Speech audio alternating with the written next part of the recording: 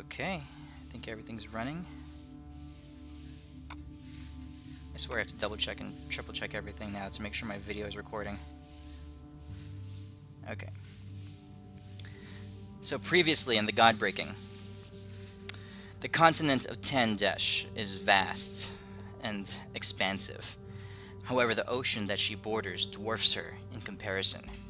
The Triton Deep, as some call it, is the true queen of the world, and none would question her reign over the world. Massive is an understatement. And on this ocean, the major powers have come alive. Driven by internal turmoil and outward hostilities, the forces of the Royal Waterdeep Navy had declared war upon the pirate nation of Borthol.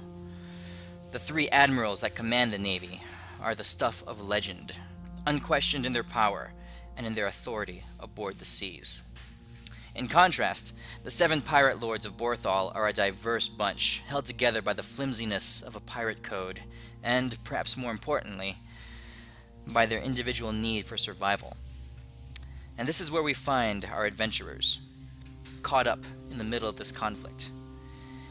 Having temporarily allied themselves with the pirates, they find themselves now in the depths of a sunken temple in search for a young kraken. So far, they have overcome every obstacle that barred their path, and now they stare into the face of the terrifying being that they have come to capture. The kraken has awakened. You guys are in a large cavern that has a beach, a sloping beach that goes down into the water, and inside the water it drops off pretty steeply, and the water gets deep really fast. Inside this underground lake, Kildrak and Balanar at the end of last week's session jumped into the water. Kildrak performed a perfect swan dive, as he often does. Balanar, on the other hand, clumsily half-cannonballed / belly flopped himself into the water and is now staring face to face with this young kraken. Before we run in there, I was thinking on the way down, I meant to say it last time, I was going to use the Greater Restoration on Ashok's cursed sword, so it's not stuck to him. Okay. So let's say while Balanar and Kildrak are jumping into the water, you turn to Ashok. I need you to roll me so burn the spell, and it's not going to be a free dispel. You need a DC 15 Wisdom check.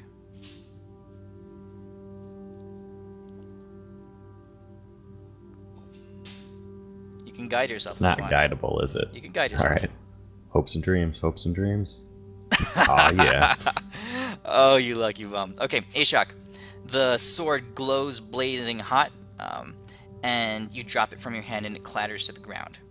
You are no longer bound to this cursed scimitar. Now, did it bind to him as soon as he picked it up, or did he attune to it or something? It bound to him as soon as he tried to draw it, to draw a weapon while it was in his possession. That's the trigger. At least that's what you remember. Okay, and also, because I just learned how to read apparently, I don't know how to add more, but apparently I'm supposed to have 3 little circles by my War Priest stuff. I only have 2. It goes off my Wisdom modifier. Oh, okay. Under preparation, it should be... Wait. Oh, okay. Which one? War God's Blessing? Well, yeah, all of them. They all use the same thing, but instead of 2 dots, there should be 3 there. Okay, so up on Channel Divinity on the right side, the little magnifying glass. Oh, I see it. Awesome, thanks. You click on that, and at the bottom it says 3 daily. There you go. Oh, sweet. Okay. So, you guys, meanwhile, so you managed to barely dispel Ashok's, or break the curse that's binding him to the sword. While that happens, Balanar, this kraken hatchling, having you having rolled a really crappy roll on your dive, you're kind of shocked and stunned to see this thing staring you in the face. It gleams its eyes at you. It snarls a little bit, and it wraps around one of its huge tentacles, and it flings it at you. Okay, you take bludgeoning damage, and you are grappled and restrained as it wraps and coils around you several times, and it binds you up. And it pulls you close to it, and it's snarling you, and it's looking you in the face. Its bestial eyes gleaming a deep but bright yellow. It's almost as if it's regarding you, trying to figure out what you are and what you're doing here. You sense an otherworldly intelligence behind its skull. Okay, what do you guys want to do? Balanar uses one of the charges from his trident to try and make it his friend.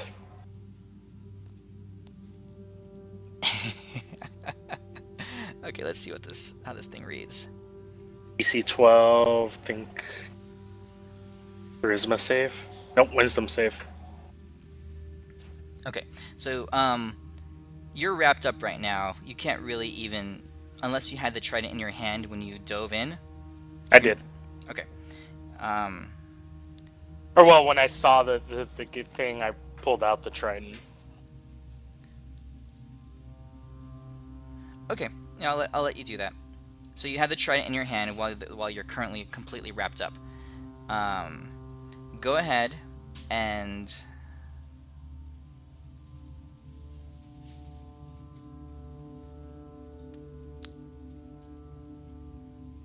so you cast the spell. You see, let me just double check this here.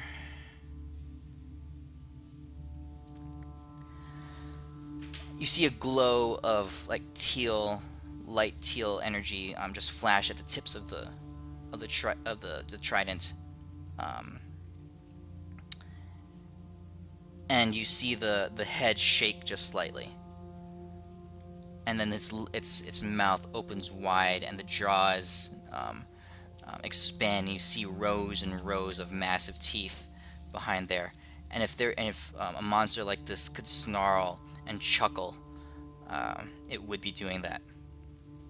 It is going to bite you. It clamps its teeth down around you. You are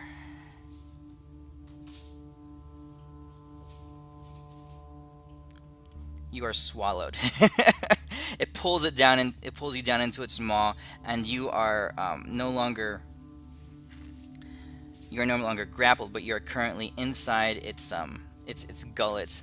You're blinded and you are restrained, and you're currently inside the Kraken. Everybody, you're going to have to roll initiative right now if you want to do something.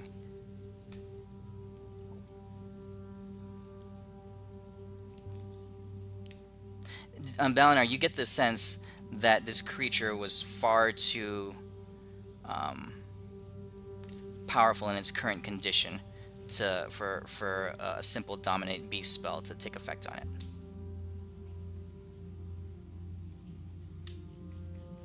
Time to give it an ass kicking. Mm-hmm. Except you guys don't hear that since I'm in its mouth. Ashok, go ahead and roll initiative.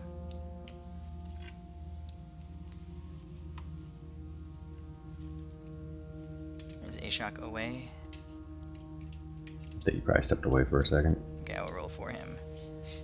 And as typical, Ashok gets the highest roll. Okay.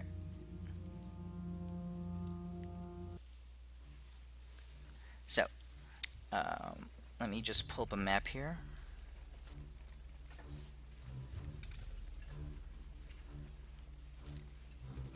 So in the water, Balanar is inside him. Kildrak is off in the water. I'm going to say that this is the shoreline here. Sorry, I forgot to preload this map, so it's still loading for you guys.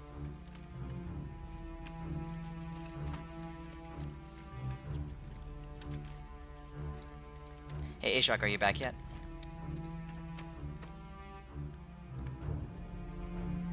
He has his sound muted. Ashok. Poke him. It's probably playing Baldur's Gate. Alright, Oh, I had it on mute. Oh, there you go. Yeah, you guys are, you're in initiative right now. You're facing off against this baby Kraken, this young Kraken hatchling. And you rolled first on initiative. So on this map that you guys are looking at, the blue line is the shoreline. You're currently on the shore. And deep into the water, Balanar is currently swallowed by this Kraken.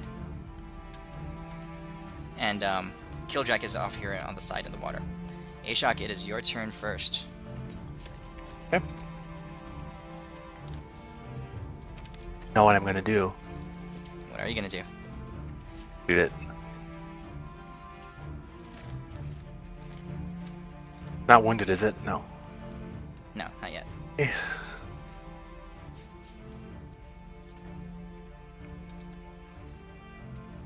That would be a hit. Again? Yep. I think you shot yourself too. You did. Huh. Yeah, he was. Here, I'll take that off. How did that happen? I have the enemy targeted. Yeah, you have yourself targets. Here, I'll take it off. You're good to go. Oh. Yeah, he shot himself in the foot first, pulled out the arrow, and then shot the Kraken. That would be a hit as well.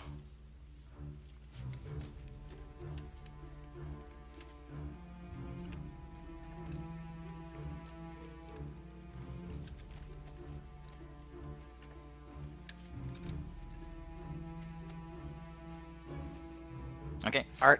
As your turn ends, the Kraken writhes as the arrows impact its hide. It charges forward in the water, moving very quickly. You can tell that it's a natural-born water creature. It rises up and it rears its head above the shoreline, and you guys see it exploding out above the surface of the water, snarling and raging. It's like I said, it's definitely nowhere near full grown. It's very much a hatchling, so it's only about 15 feet long.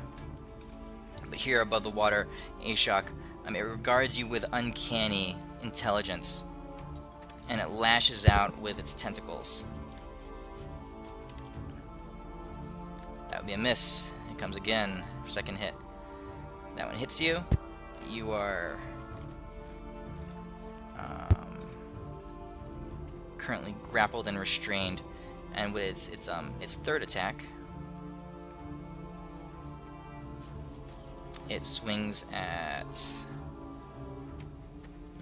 Deimos. I think I have the grappled on me. Do you? No, doesn't really matter. But... No. Well, it misses. Oh, sweet. Okay, that's the end of its turn. You guys can sense power emanating from this creature. It's a mighty, mighty beast. Elwin, your turn. And Deimos, you're up next. I'm gonna hold that monster. Okay.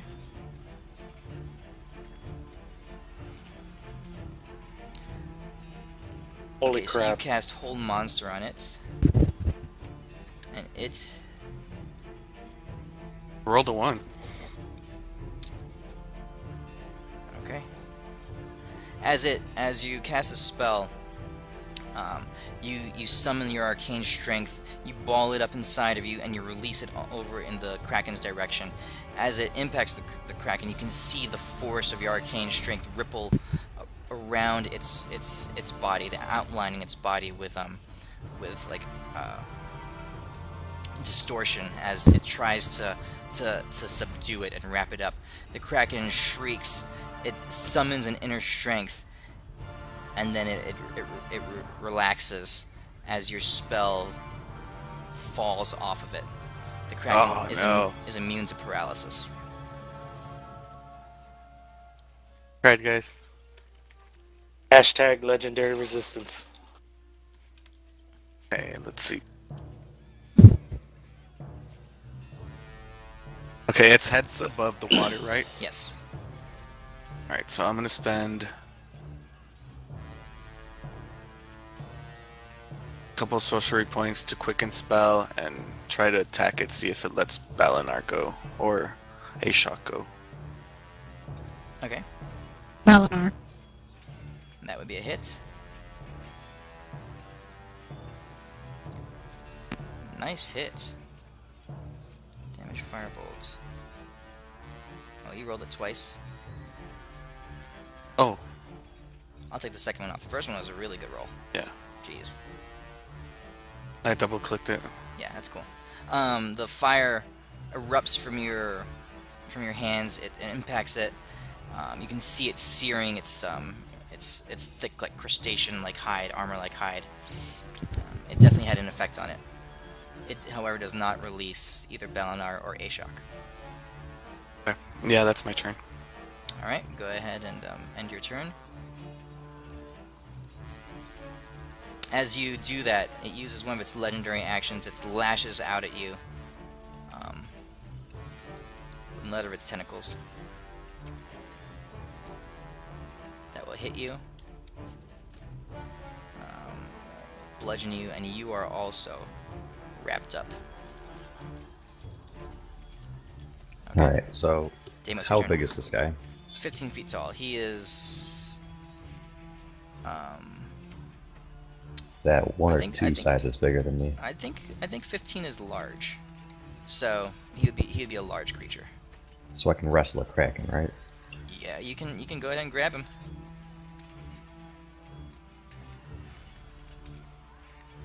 Balanar attempts to yell from inside, I got this! You guys hear... Alright, I am going to cast my wrestle spell, enhance ability. I'm gonna run up to this guy. Would its mouth be open by any chance? So enhance ability is an action. Yeah. Okay. Yeah, you could say its mouth is probably open. Okay. This is me for another thing, and I'm gonna taunt the shit out of him. Okay. And that's gonna be me. Alright. Go ahead and end your turn. Euphemia, you're up. Can Balanar hear me? You don't know. Probably If I was not. to give him light inspiration. You don't know if he can hear you. He's deep inside this creature. You can see the bulge in its belly where Balanar is. It's doubtful that you can Okay, hear well I'll you. just give inspiration to Deimos. Balanar hears nothing. Yeah, Balanar hears absolutely nothing. Then I'm going to cast polymorph for myself into a giant wolf. Okay.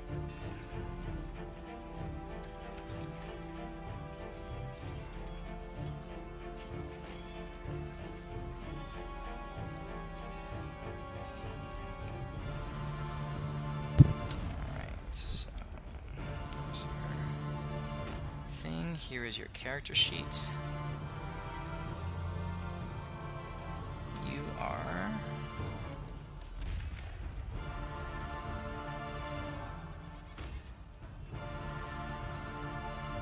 right there, on the shore. Okay. I'm gonna move up as close as possible. Okay, so you run up to it. Can I run on top of it? It'll take a dexterity check to see if you can land on it. Now, your wolf is large also. It's a giant wolf. It's not a dog-shaped thing. So, your wolf is probably almost half its size. Okay, So you can't run along it like you did the dragon. understood. Okay. So I guess I'm done. Okay.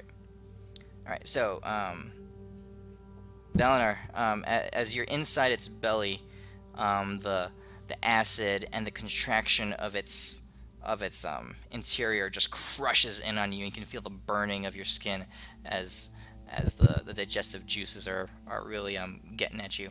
It's going to use one of its legendary actions to take Ashok and fling him. Let's see. One medium or smaller creature that's grappled is thrown into 40 feet in a random direction and knocked prone.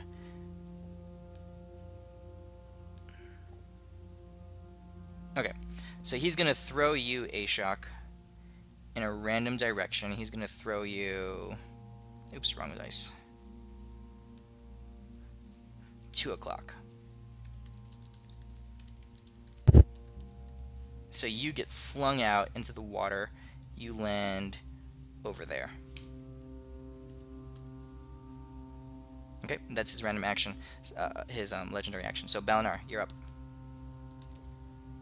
Being extremely pissed off that this thing ate me, Uh-huh. I'm gonna rage. Okay. Then I'm going to recklessly attack it in the gut with the Triton that it just ignored. Okay, so you are, let's see here.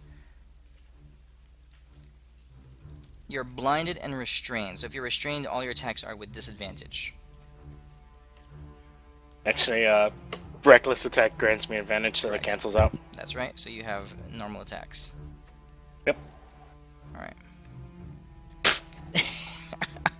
It's really hard to maneuver around. You manage to grab both hands on your trident, but it's so tight in there that you can't really get the leverage to make any kind of attack inside it. Then I'm gonna action surge and I'm gonna scream out, "How do you like a spicy food?" and breathe into it. Okay. You're gonna hit. I mean, it's obvious that it can't dodge it, so just go ahead and roll damage. I think my breath weapon should be Should be what?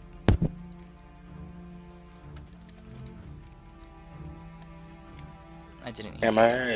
no, my breath weapon should be 3d6. Should be 3d6 now. Yeah, I'll fix it. Okay, good.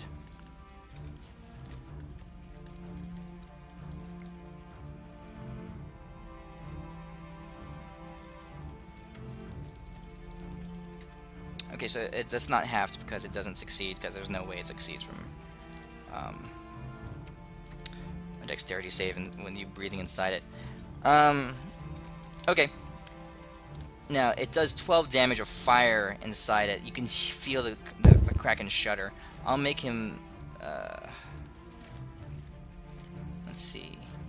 If the Kraken takes 35 damage or more on a single turn from the creature inside it, you trigger its regurgitate. You didn't quite do enough damage, but because of the fire effect, I'll make him make the save, but he'll have advantage.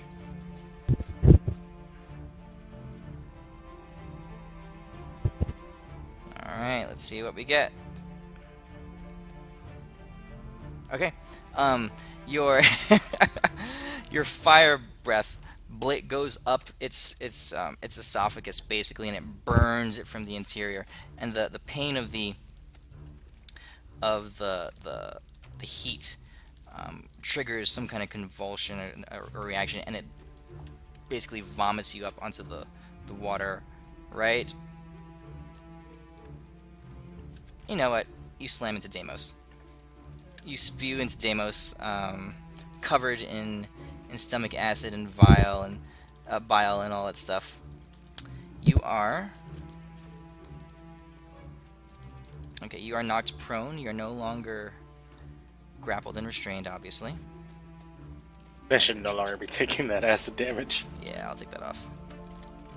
But you're definitely knocked prone. Okay. Deimos, go ahead and roll me a dexterity check.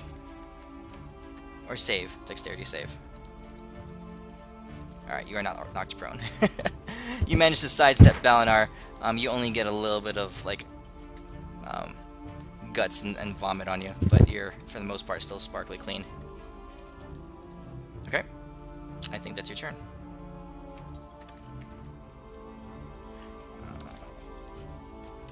Kildrak is going to swim over as best as he can. His little dwarf legs don't get him very far in the water. He is going to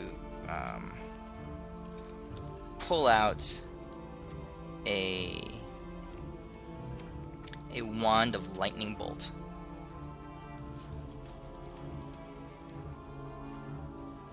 And launch a lightning bolt spell at the Kraken.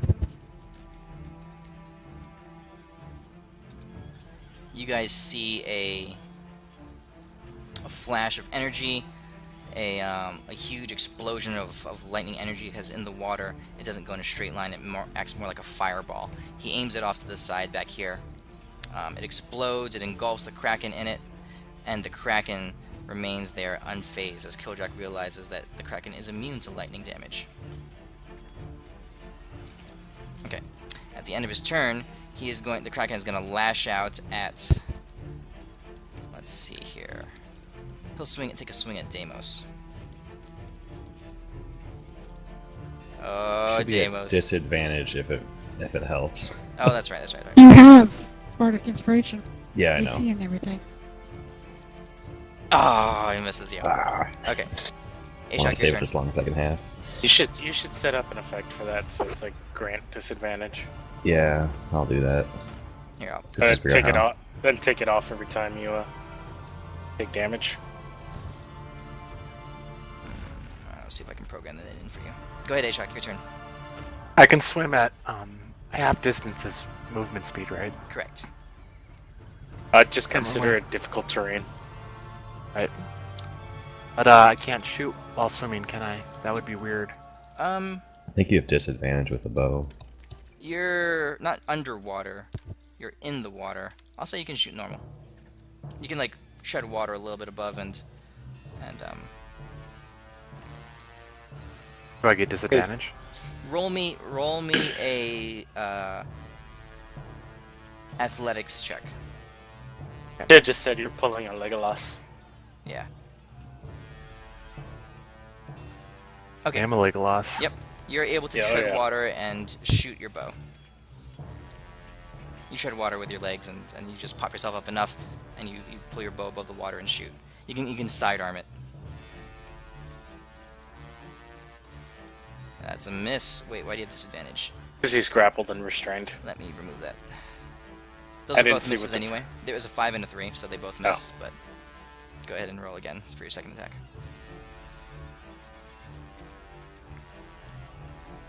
That one's a hit. How come that's not disadvantaged? I took it 'Cause off you're not your grappled effect. and restrained. Yeah, I forgot to take it off you before. Oh, okay, I see what you're saying.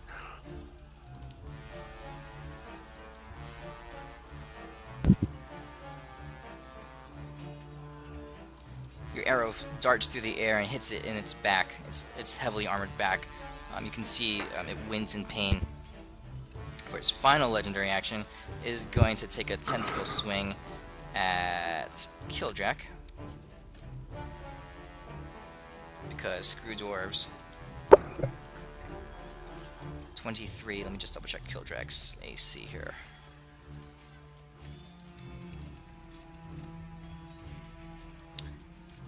Oh, okay, so Kildrak will not take that. Kildrak will burn a shield spell and not be hit by that. Oh wait, Kildrak does not have shield. What kind of wizard doesn't take shield? Alright, so Kildrak is grappled and restrained. Oh, that's right. Probably a dwarven sailor that doesn't know how to sail. Wizard? Isn't he also a paladin? Yeah, he's like wizard 4, paladin 6. Oh, that's kind forgot. of cool. I forgot to do that. That's right. You are raging now. Or paladin 4, wizard 6. Okay. It is now the Kraken's turn. Elwin, you are currently grappled and restrained. He is going to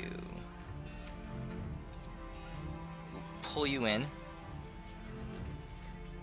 right to his mouth and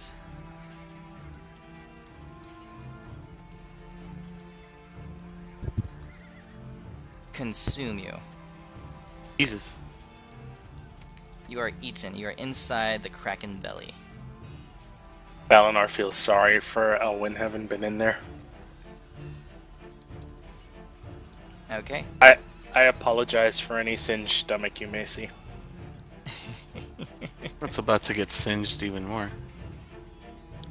So you need to make him trigger his vomit reflex. You have to do 35 damage inside him in a single turn. It's kind of the requirement. And it is now your turn. Oh, 96. You take, not bad, 27 points of acid damage. Inside Okay. the stomach. Okay. Do I have advantage on my attack since I'm gonna just cast a spell anywhere? Yeah, which spell? Chromatic Orb? Yeah. I'll say it's a guaranteed hit, pretty much. Okay. You can't really miss. I'm gonna cast it at a 5th level. Okay. Deimos, he has to be able to see where he's Misty stepping to. Oh, okay. Yeah, I that's what I was gonna do. I was gonna Misty Step out of the tentacle that I was grappled in, but he got me in first. That's 3, 4, 5, 6, 7. Oh, so I'll close. spend 1 sorcery point and re-roll those a 2, a 1, and a 1. Okay. So -4 plus 6. So he gets take 6 more damage, and that is enough to make him make his save. He is going to roll, and with that, what kind of damage did you do? Fire damage. Fire. And again, the flame surges up his esophagus, and it triggers that reaction, and he hurls you out onto the ground. You are prone and covered in slime, but you are out and safe. You're no longer blinded and restrained. I'm going to cast Misty Step now. You And used a spell already. Oh yeah, Yeah, that's you right. can't. You still have your movement technically. Yeah, I'm gonna try to get away from the tentacles. Okay, so half your movement to stand up, and then half your movement to get away. And you can go back further on the shore. So this. Right yeah, there? Yeah, that's good. All right. Hold on, let me see if I can do anything with the bonus action.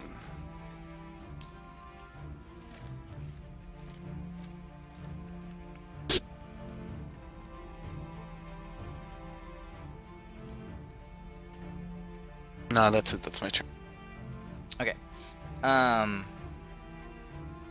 The Kraken is going to, at the end of your turn, you see it snarl and some kind of power.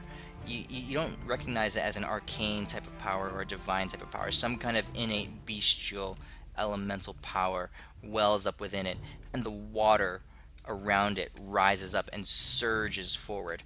Every creature within 30 feet of it, which is all of you,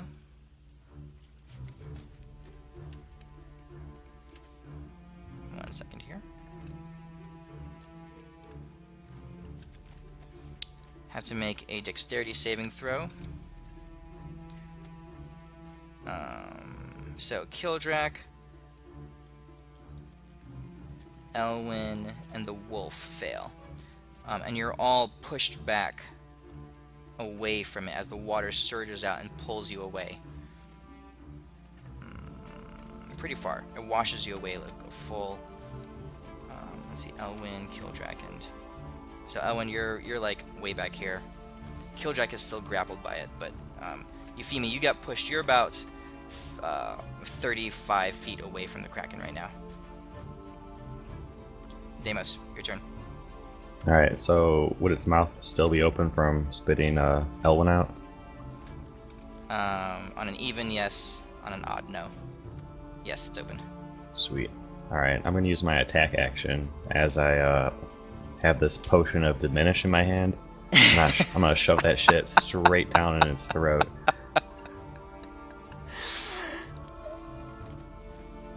That's hilarious. I'm going to wrestle the shit out of the Kraken. Let me see here. Potion of diminution. Oh, there it is. When you drink this spell, you gain the reduce effect.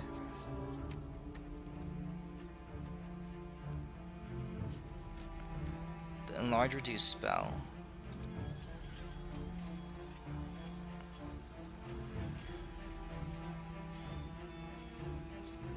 Okay, so normally this, if you cast a spell on somebody, they can make a Constitution saving throw. Okay. I'm gonna say, what's your DC? Let's see.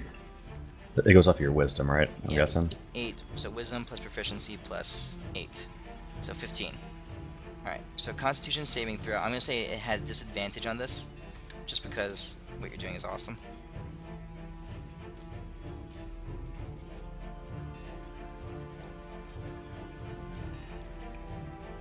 All right. Ah, Yeah, damn. so- Oh well. So it shakes, and it ignores the effect of your potion. Although you could tell it had to sturdy itself in order to try to resist it. All right.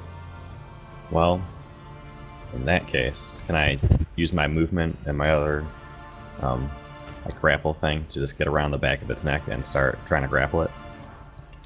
Okay, so are you going to use your War God's Blessing or something? Yeah. Okay. All right. So you jump on top of it. It's a large creature, I'll say. So you can go ahead and try to grapple it. Natural 20. What book is that spell from? Say what? What book is that potion from? Enlarge. Oh, it's in the player's handbook. Yeah, under spells. Okay, you've grappled the Kraken. Well, at least you're hanging onto it and like wrapping your arms Attempting around to. it. Yeah. All right, Euphemia, your turn. The Kraken roars and tries to shake you around off of it, but you hold on tight, and it cannot do anything to get you off. So I run up to it. Where do I have to stand to hit my advantage? Anywhere. Right now you have advantage from both your pack tactics and from Balanar's thing. Yay, double advantage. I get 4 dice, right? 4 dice? What? I wish you It was could a extra joke. stuff like a +2. Oh, I funny. wish that's how it worked. Funny. What was I gonna do now? Oh, am I targeted? Oh, let me do that. Go ahead. I get 2 attacks, right? Yeah, okay. That hits. You reach out and you slash at it. Your claws opening up some wounds in its side. Ooh, critical. Oof.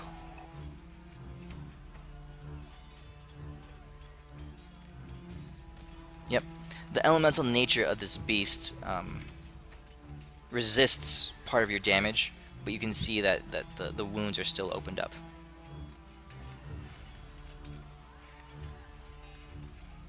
Okay. Okay. Can't do anything else, right? Correct. Okay, I'm done. Okay. After end of your turn, it's going to use its legendary action to fling Kildrak onto the shore. He flies across, and the Kraken threw him at a boulder. So Kildrak is going to take 14 points of bludgeoning damage as he impacts the wall. Okay. Balanar, you're up. I can't end my turn, by the way. I got it. Balanar, still being pissed off, is going to recklessly attack this thing again with the Trident of Fish command. Okay. Try to stab it in the face. I should actually have advantage. Yes, you should. Go ahead and roll again. What happened that it didn't give me advantage? That's weird. Wow, that's a much better roll. Yes. Oh, because you're still prone. Yeah, let me take that off. Oh. Well, yeah. There I'm you go. sorry. Okay. I stood up. Yeah, you stood up. Then still recklessly... Actually, well, I'll do that with the next one. Still recklessly attacking. I'm going to swing at it with the blunt end of the trident. Okay, it's your second attack, right? Yeah. Okay. And on top of that, I'm going to add a menacing attack. All right.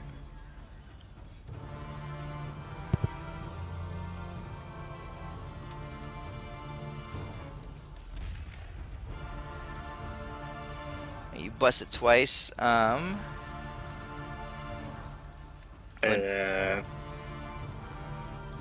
He succeeds, so he is not frightened, but you get the feeling that no matter what he rolled, he would not have been frightened. And then as a bonus action, going to second wind. Okay. A good roll. Cool. That's my turn. Alright, Kildrak's turn. Kildrak stands up from being smacked to the ground. And from back here, come on, Kildrak, what do you have?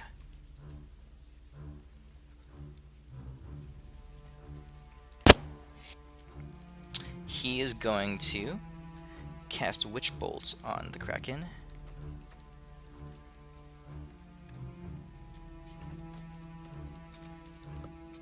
Heal 1, me. 2, 3, 4. At fourth, 1, 2. At fourth level.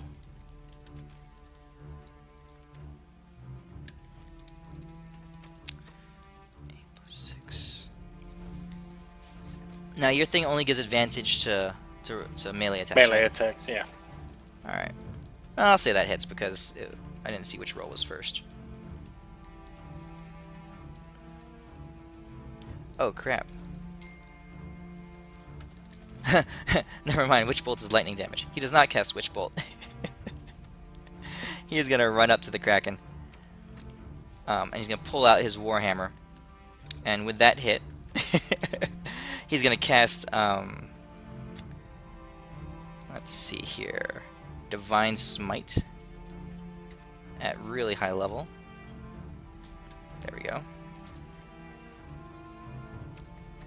And bring down his Warhammer on top of the Kraken's chest. You guys see an explosion of radiant light as his hammer makes impact, and the Kraken's form shudders. With the violence of the smite spell. Ashok, your turn.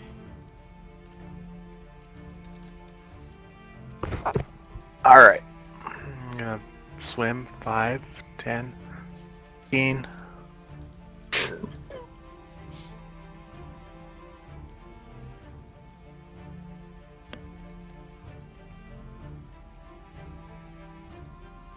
This advantage is still on. You have advantage. Oh no, you shouldn't have advantage. Yeah, it's really only on melee, but there's no way to code that. So and both of those rolls were misses anyway. Both of those rolls. Both of those were hits. Yeah, so they hit anyway. So you're fine. Okay. Just next time hit disadvantage. The DIS button, and it should roll normal. So wait, what are you doing, Ashok? I clicked the wrong button. Okay, I I'll tried to take one of disable it. All right, I'll take one of them off you. Are you using your oath bow? Oh, no, I was trying to disable that. Gotcha. All right, I got it. Went to click Hunter's Mark and Colossus Slayer. Yeah, your radiant or your glowing arrow streaks out and strikes it true, and again in the side. You hear the Kraken roar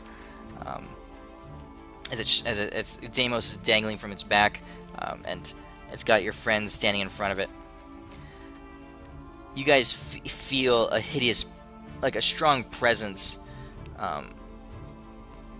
emanating the room. You can feel it, the force of its will, but it's not really speaking and it's not really telepathic or anything like that, but you can sense its frustration and almost its confusion. It's going to lash out with a tentacle attack at the wolf.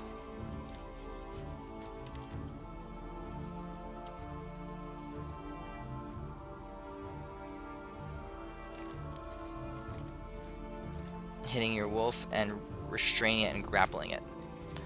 Okay, that was its legendary action. Then now on its turn, the Kraken is going to rise up. It's going to stand itself tall, and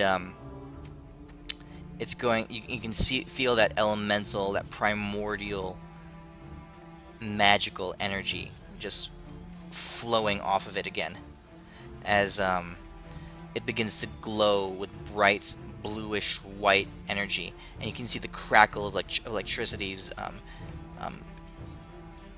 connecting and zapping and jumping between the scales, the plates of its scales, and then with one great big burst, it releases all of it as the area all around it glows with lightning energy. You all make a DC 17 Constitution saving throw, which only Balanar succeeds, and everyone takes 8d6 lightning damage as this energy radiates in the area, shocking and blasting all of you. That's its turn. And Elwin, you are I'm dead. unconscious. Did Elwin get hit? Elwin got He's hit. on the shore? Oh, Yep. okay. Everyone within 60 feet. Elwin, death saving throw. You succeed. Deimos, your turn. Oh, shoot. That changed my plans a little bit. Balanar shouts, "Punch it in the back of the head!" Well, that was my plan. Can I use an action to use a bonus action thing? You cannot. It does not work that way. There's a specific ruling. Don't you Fair have healing word? Well, I was gonna use healing word, but I was gonna do something else too. All right. That sort of gives you your action. What? Oh, I know, Healing but word's a I bonus wanted to do a different thing with my bonus action, but I'm going to punch this guy in the head to the best of my ability. Okay. You have advantage. Crack. You blast it right in the back of his head. Yeah, the shuddering impact of your radiant glowing claw slashes down deep into it. And then I'm going to healing word Elwin. As soon as I find it, but that'll be my turn. Okay. As you do that, it's going to use a legendary action to... This is no lie. This is an ability. It's called Release the Kraken. Its form all of a sudden becomes highly... What's that word? The friction that you have as your arms wrap around it just kind of disappears as its form becomes slick, and you slide off of it and fall down into the water, Deimos. Oh no. Yeah. And the Kraken is no longer grappled. Alright. See, I wanted to have my... Okay, man. So now it's Euphemia, your turn.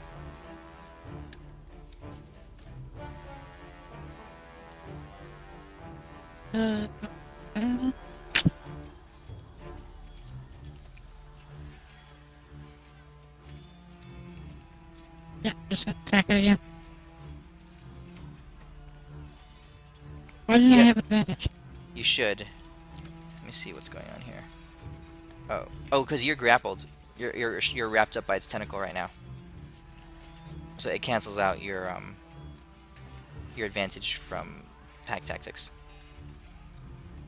Oh, what would it take for me to get out of that? Would that be like an action to make a check or something? Yeah. Yeah, it's a DC 17 athletics or acrobatics check. DC 17. Okay, can I do that? Yeah, go ahead. I'll let you do it. Nice. Your wolf struggles and kicks and snarls and is able to wrench itself out of the Kraken's tentacle. Actually digging its teeth into the tentacle and pulling it away. The tentacle just limps back, obviously wounded. Okay. Really wish I had like a bonus action I'd do something with. Yeah. Oh, actually, Okay, well, your wolf took damage, didn't it? Last turn? Go ahead and roll me a yeah. a concentration check. So, You know, Constitution saving throw. if you don't see it ring that time, it's still Yeah. Come How much on. damage? You took 32 damage. You're a DC 16 concentration check. It's my con, or the wolf's con. Which one? Yours for concentration. It's a mental thing. You're fine. Okay, I think that's your turn, right? Unless you want to do a bonus action. What can I do? for a bonus action? Nothing in wolf form. You can howl at it ferociously. Balanar, you're up. Can I do that? Can I make like a howl and make a, frighten it? Yeah. Go ahead and make a an intimidation check. The day a How do I dog. do that in wolf form? Just to use yours. It's basically your own charisma. Okay. So skill. Intimidation. Intimidation. This large, ancient, just the sheer lineage of this ancient life form, all the centuries and the eons in which the Krakens have existed. It's really a unique life form. There's nothing else like it in the whole existence of the world. And for you to be there, howling at its face, trying to intimidate it, you see a sharp intelligence behind its mind, behind its eyes, and a haughty laughter bubbles up from its throat. It's obviously amused by you. Balanar, your turn. Balanar is gonna recklessly attack it again, two-handed Okay. with the trident. That one hits. You've had crappy rolls lately, but that one hits. No. I add another menacing attack, trying to scare it. Okay. Nice damage. You shove the trident deep into one of its open plates from where Euphamia's wolf had clawed a wound. It digs in deep. The Kraken is not frightened, however.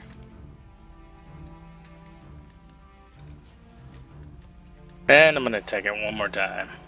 You wrench the trident out and you shove it at it again, but this time it spins slightly and it redirects it to a solid plate, and your trident just glints off of it. That's my turn. Okay. At the end of your turn, it's going to lash out at you with a tentacle. That's going to be a crit. Oh, I'm dead. Oh, you're raging. Oh yeah, that's right. Yeah, but you are, however, grappled and restrained. As a Kraken wraps you up again. Okay, Kildrak's turn. Standing right there, he is going to... Let's see, bonus action.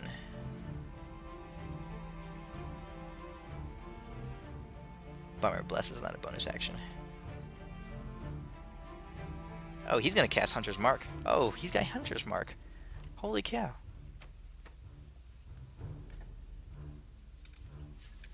Okay.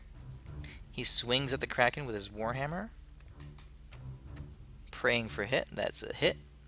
He clicks off another Divine Smite. And with Hunter's Mark enabled, he brings it down, his mighty +1 Dwarven Warhammer, back down onto the same spot on the Kraken's torso. You hear an echo of loud, shocking thunder as the flashing impact of the smite reverberates through the chamber again. The Kraken shudders underneath with the power of the impact. And it's going to turn around and with one of its actions, lash out at Kildrak. It will miss. Okay, Ashok, your turn.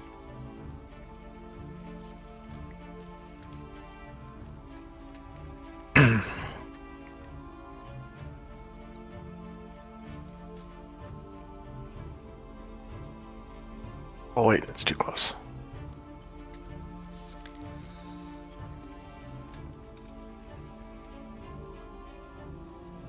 That's a hit. Well, you gotta click disadvantage. I'll give you that hit, but next time you gotta click disadvantage because you don't have advantage at range.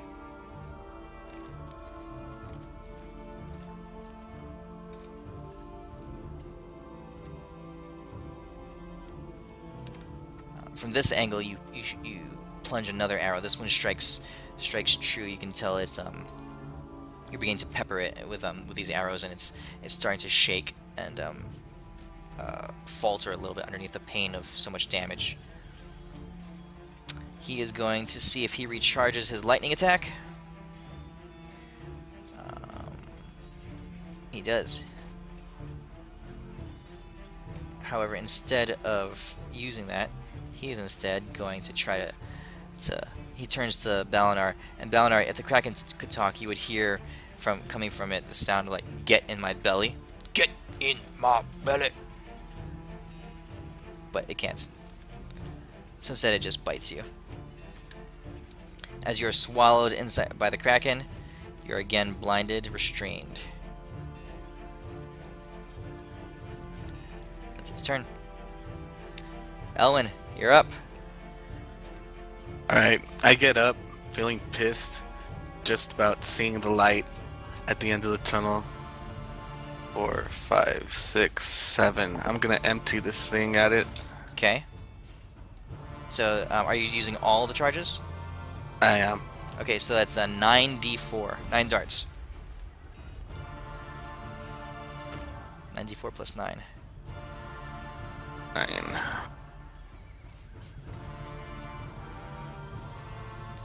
Huge impact as the force of all these energy bolts, these arcane force energy bolts, impact its hide. And yeah, your wand is fine. Awesome. And I'm gonna spend 2 sorcery points. Okay. For quicken. Okay. And I'm gonna firebolt it. Okay. Now disadvantage. Click disadvantage, because the effect on him grants you advantage. So that misses, unfortunately. That's my turn. All right. Deimos, as his legendary action, he is going to take a swing at you. Nah, and he misses. Your turn. Woo. How do you make a circle in this? Hold down Control and click and hold both mouse buttons, and then drag. That's the shortcut. You can also right-click and say pointer. Oh, that works. Oh, crap. Now I just gotta move this thing. Alright, I'm gonna pull up my Healbot 9000. Alright, what's that? And I'm gonna cast Mass Cure Wounds. Ooh. Mark that off. Target everybody. Sorry. Yep, 3d8 plus your spellcasting modifier.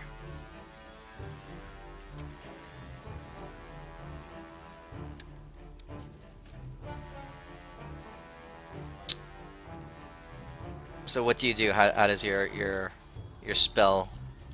What does it look like? It looks like a angel comes kind of down, except when you look closely, it's a cat, and it blows a little tiny cat trumpet of healing catness, and it rains down kitty treats and shit, and everyone feels slightly better. Okay. Hopefully less likely to die. It lands. It hits.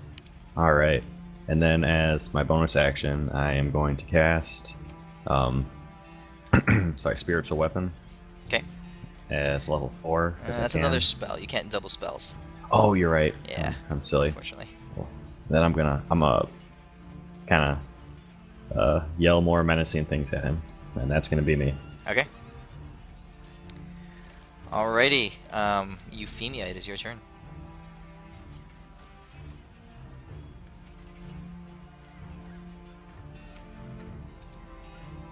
I'm not grappled or anything, right? You are not grappled right now. Okay. Then I will take my 2 attacks. That's a crit. Critical hit. Nice rolls, too. Okay. Again, splitting open a gash in its plate armor. Your wolf flashes out twice ferociously, and the Kraken roars. You can see its dark, viscous lifeblood beginning to ooze out from the wounds between its connecting chitinous armor. Can I make another intimidation roll? Sure.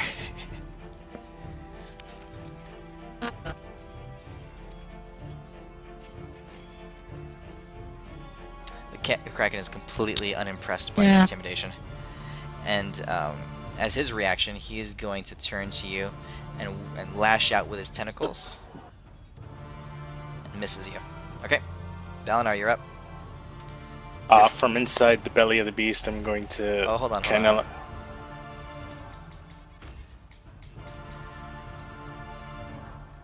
28 acid damage. Ouch. Okay. I'm gonna Yeah. kind of try to shake my my rage a little bit, and I'm gonna pop the dominate beast on the trident again. Okay, so you're gonna deactivate your rage. Yeah. Okay. Go ahead and roll me a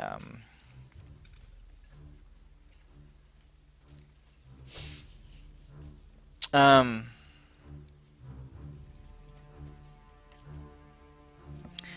how do I want this to play out? You take the trident, and from inside you activate its magic ability. You can see again that teal glow of energy as it illuminates you inside the darkness of its belly. You can feel the Kraken shudder a little bit as now it's weakened, but the ancient resolve that's even though it's an infant that courses through its mind, the almost the ancestral memories that it carries with it, allows it to shake off and resist your spell.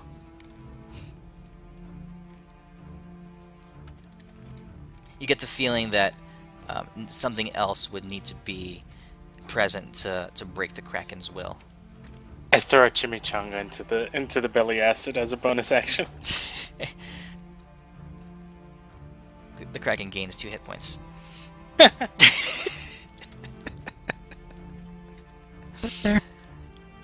Okay, Kildrak in all his buffness is gonna yell out a mighty dwarven roar, and he's gonna bring his mighty. Oh, so you don't have advantage anymore. Nope. Okay. He's gonna bring down his mighty warhammer onto the Kraken, and he's going to miss. And Kildrak's gonna shout out in his dwarven. It's kind of he can see you inside its belly. There's a little bulge there, and he's like, "What the hell, man?"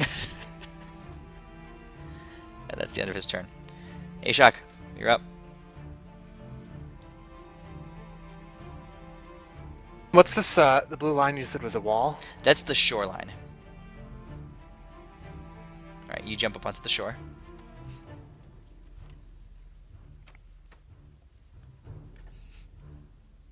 That's a hit. At disadvantage. You shouldn't anymore, so you can stop clicking off disadvantage. Because the effect that was on him wore off, so but that's a hit anyway.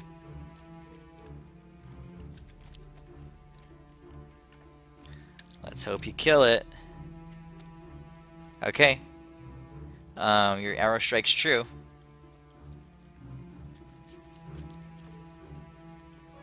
Okay. The second attack misses. Anything else? I can't do anything else. Yeah. It was part of the effort of climbing up onto the shore and the waterlogged, your waterlogged state. Your second arrow just barely glances off the Kraken's shoulder plate.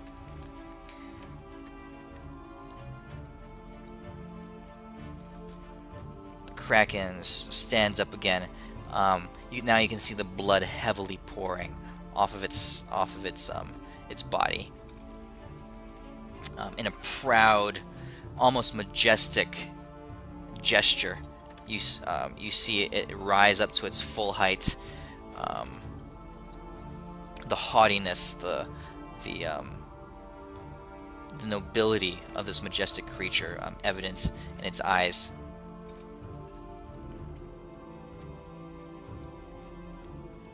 And it starts to glow with lightning energy again. As the lightning fills the room and Wait, shouldn't I strikes. not take damage because I'm inside? You're correct. You do not take any damage. So you had taken As a 96. 15. Yeah, so you go back up. Okay. Okay.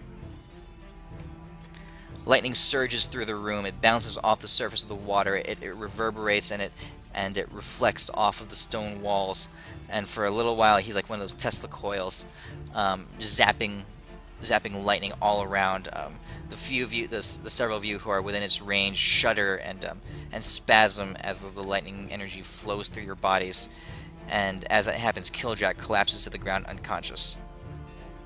Elwin, you're up. I'm gonna step up a little bit, and that way I have him in my sight. I'm gonna cast.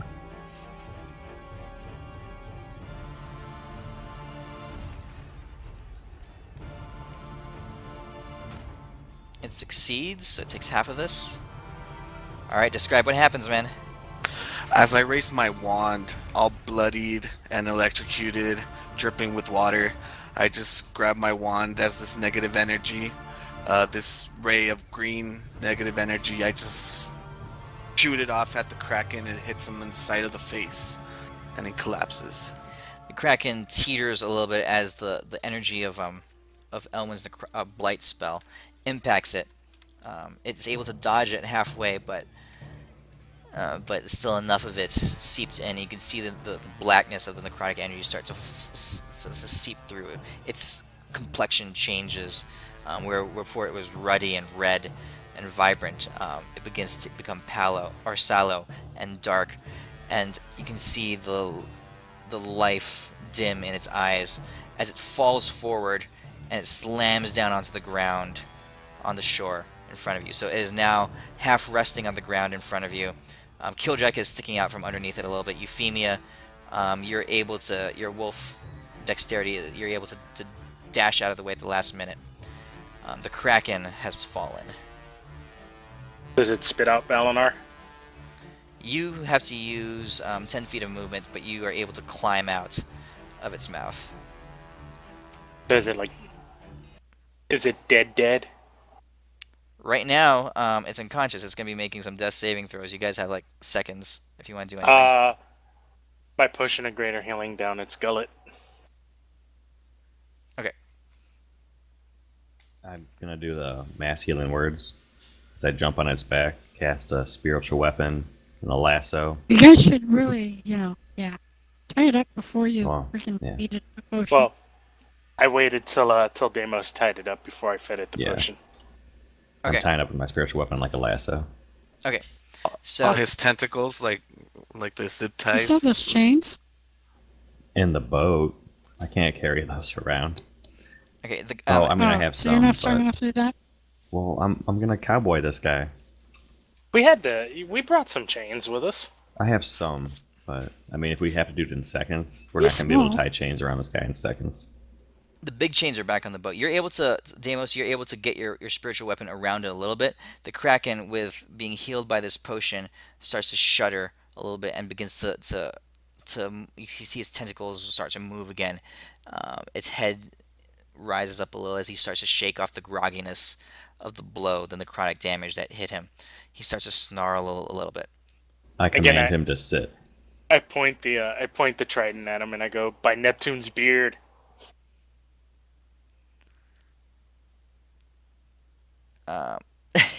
You cast command on him and tell him to sit, Deimos. Let me see what kind of spell this is. Let's see here. One word command. If it fails, it has to obey. Is it a charm? Nope. Okay. Yeah, it does understand you, fortunately for you. Wait, let me see here.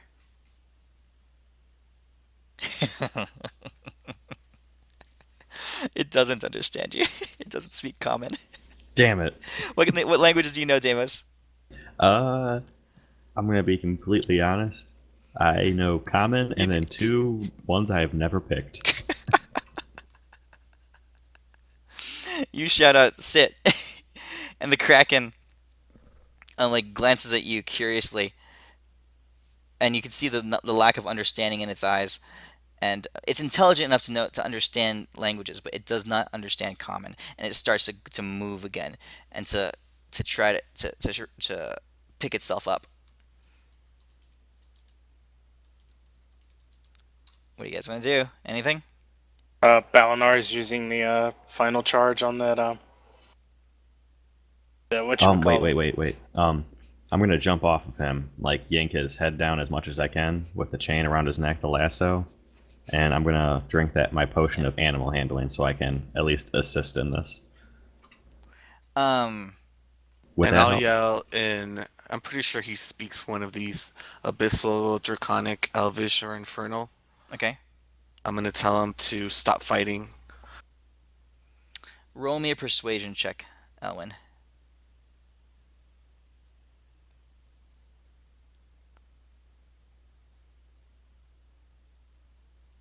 The rest of you guys, Balanar, as you pull up the trident, it ignores you. But Deimos, you jump around the front of it, it's ignoring you. But as Elwin shouts out in Infernal, or Abyssal, understands either one, to stop fighting, you can see it pause for a second, and its eyes rise up to you, Elwin. It's very wounded. It's only got a few hit points, basically what the greater healing potion was able to heal off of it. So its life energy is still very low. It's weak and it's a little shaky. Yeah, I say stop fighting. Let us speak. You don't need to die today.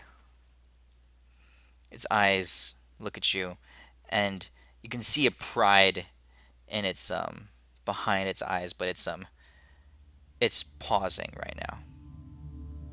Okay, Deimos, don't get off of it, but let it, relax a little bit on your weapon. I say that in common so that the Kraken doesn't understand.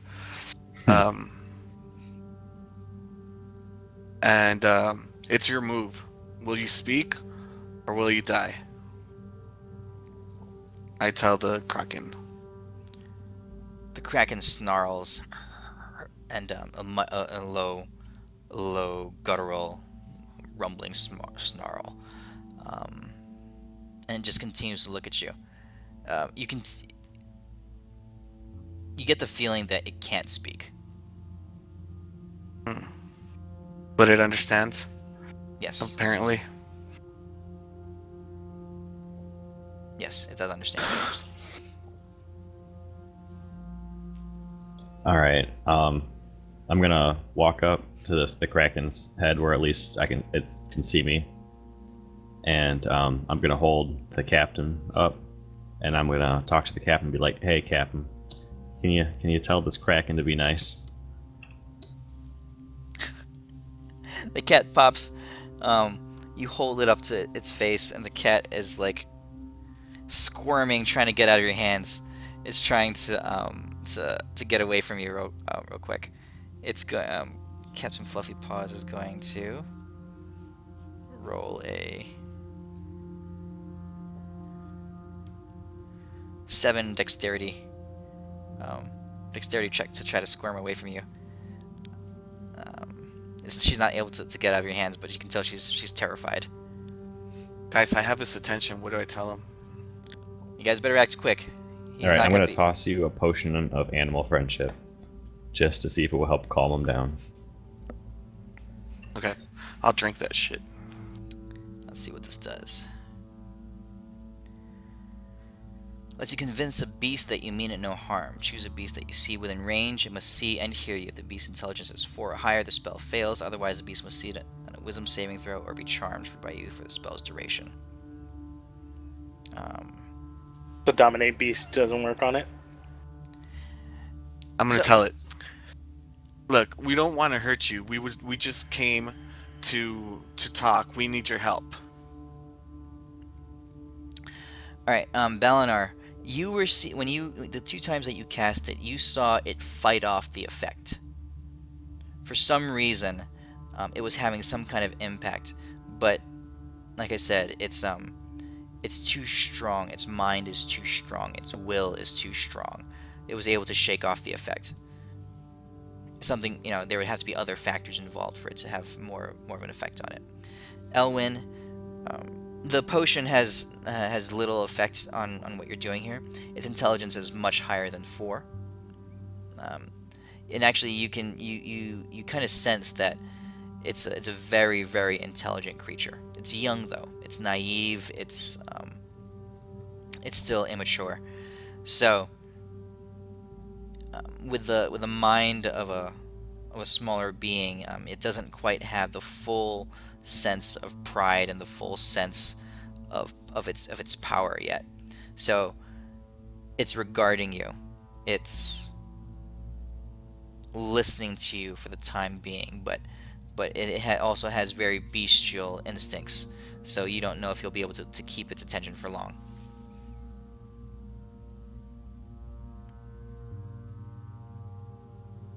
Any idea, guys? I look around quickly, asking. Let's see what I got. I mean, I'm guessing it can't communicate by speaking. I'm assuming it can't write by scratching stuff in the sand.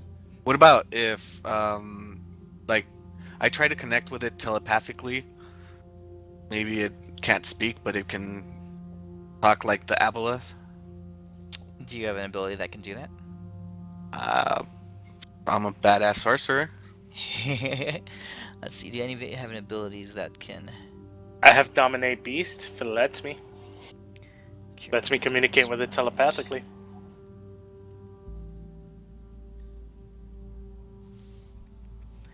None of you have any abilities right now that will allow you to really bond with this creature. It's not a beast. It's something much grander, much greater than just a simple monster. Like I said, this is a very rare, very powerful, very ancient species. What if I feed it more chimichangas? The Kraken begins to try to rise up. You can see it begin to struggle against the bonds. Yes, Deimos.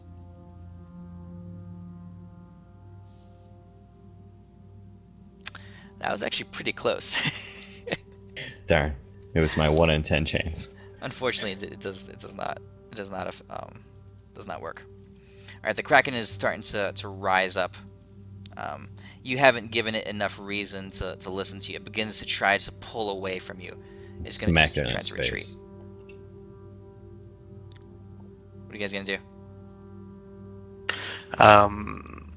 Knock it out. We'll drag it out. All right, Deimos, roll damage.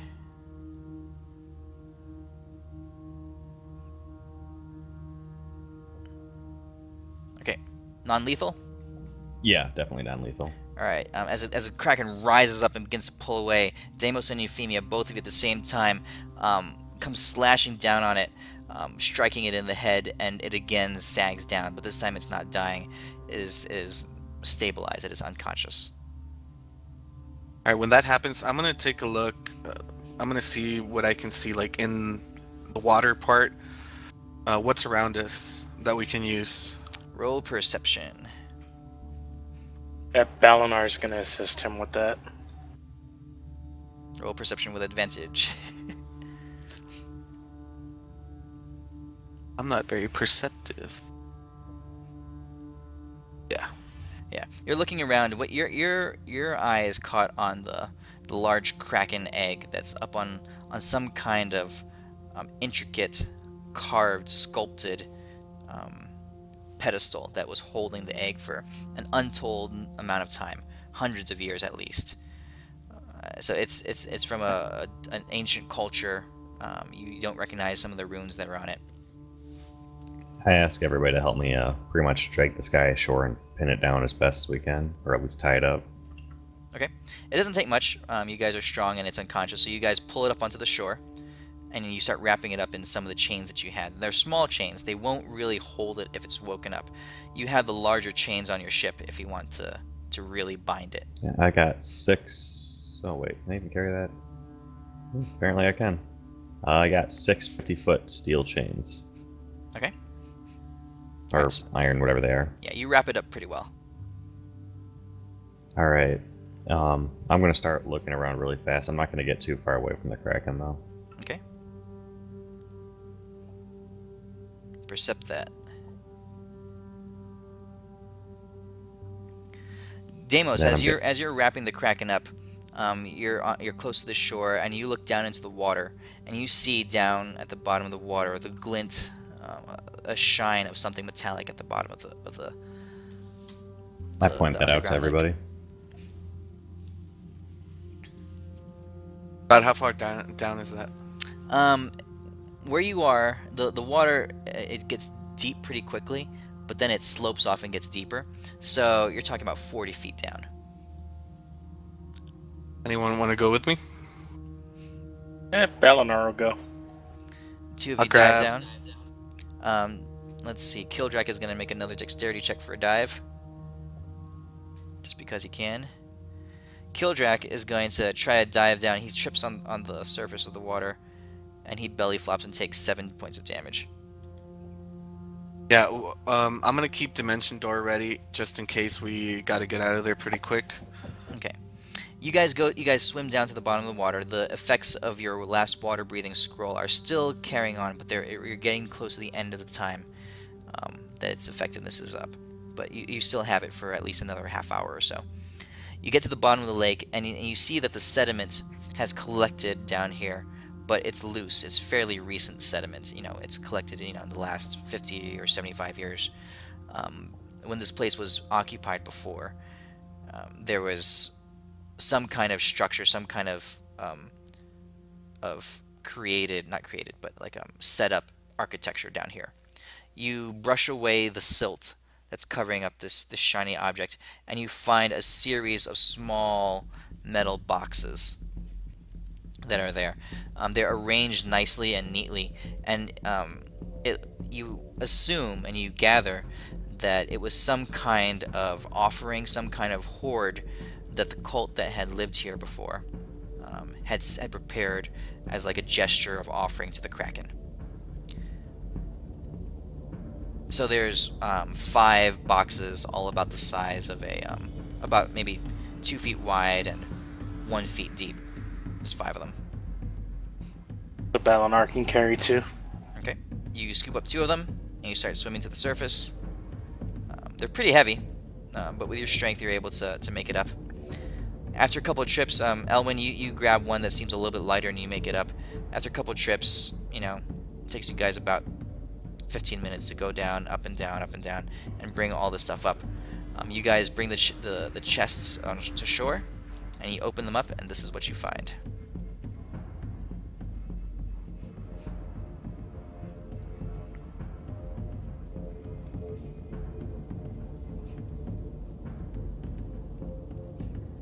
Ooh, I call the wand.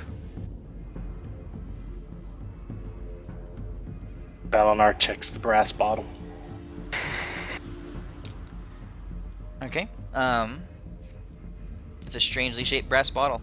It has a lead stopper in it, and there's thin streams of smoke kind of emanating from its surface. It's round. It's actually kind of pretty. Here, I'll show you a picture of it. I'm gonna take the bottle from him and cast identify on it. Put I the smack Euphemia. She's still a dog and can't talk. Silence, dog. Fine, then you'll never get it. I'm not gonna fucking do anything It with looks like a potion of growth. you. It's not a potion. It's a bottle. Ha. Unfortunately, I know what that is because of the DMG, but I'm gonna keep my mouth I think shut. I know what that is That's too. but- fine. All it takes is for you guys to spend some time with it. and figure Balanar out what it is. spends a few minutes rubbing it and cuddling it and fondling it. Okay. Well, so while you're groping it up, any of you guys want to do anything with the rest? Yeah, Yeah, let's gonna try to identify as much as we can. yeah. So resting here at the bottom of the water between Euphemia, casting Identify on a gonna help couple them. items. Okay. I'm not gonna help. What about Kildrak? Does he know Identify? Kildrak does not, I don't think. Why would you not take Identify either? I don't know. He picks some Well, because interesting, he's not interesting the spells. type to, piss off the bard that's identified. So Unlike basically, some other people. to figure out what an item is, according to the DMG, all you guys need to do is spend basically a short rest with the item, and trying to figure it out, and basically tinkering with an item, and you'll be able to figure out what they are. So who wants to do what? I'll let you guys take a short rest here. I will take the wand. Okay. Short rest. And roll some hit die. It dies.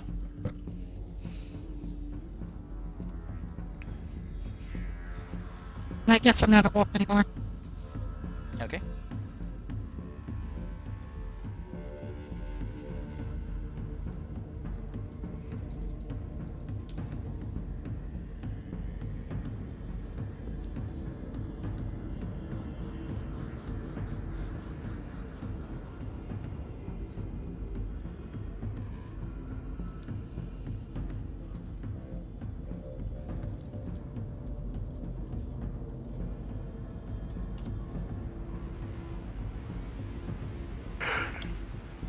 Kildrak burns all as its ice, and yes, he gets down to 1 hit point, or 1 damage. Okay, I'm gonna identify all this stuff for you as you guys finish your short rest, and I will throw it all into the party tab. Basically, you guys got 1,800 platinum, 16,000 gold. The chainmail armor is. Oops.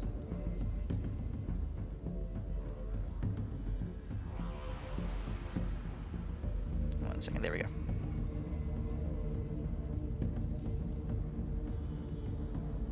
Sorry, my computer's acting slow. I think I did something. Okay. So the pristine chainmail armor is chainmail +2. The brass bottle is an ever-smoking bottle. The potion is a potion of superior healing.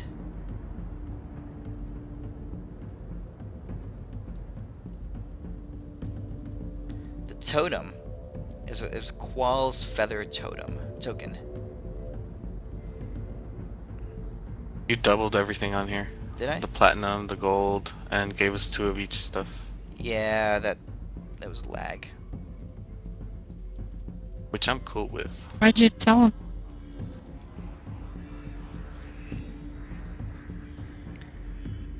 I'll give you 2 potions, that's fine. 2 potions of healing. And then there's a bunch of spell scrolls.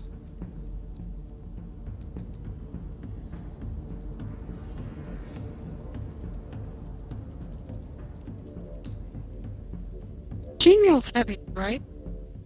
Chainmail is medium, I believe. Let me see here. It might be heavy.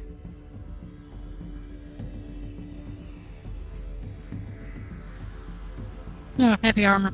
Yeah. It's pretty good though. Okay, so that's what you guys got. I still can't use it.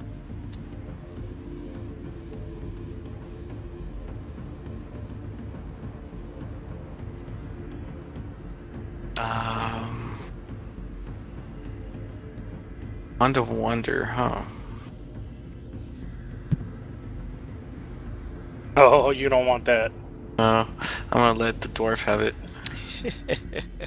What is it? Wand of Wonder. What does that do? Oh, come on, it's fun. What does it do? You roll on the A table. lot of shit. Oh, you don't have access to the table. No. Oh, let me see. Oh, here, let me see if I can give you access to the table. There. Shoot, Balanar might take the Wand of Wonder just for shits and giggles. We could give it to my cat. Oh, I can't. I can't attune to that. It has to be a spellcaster.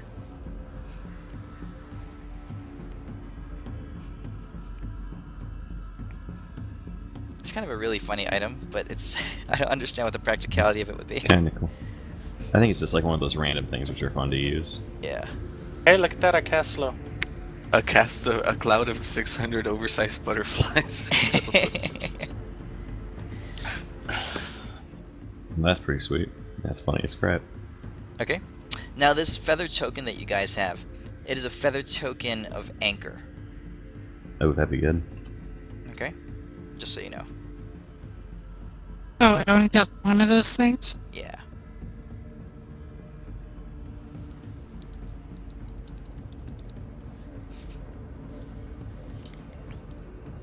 Alright, so that's all in your party tab. You guys can do with it what you want. So you guys spend about an hour down in the water, recuperating, resting up a little bit. the Kraken is unconscious, but pretty still. What do you guys want to do?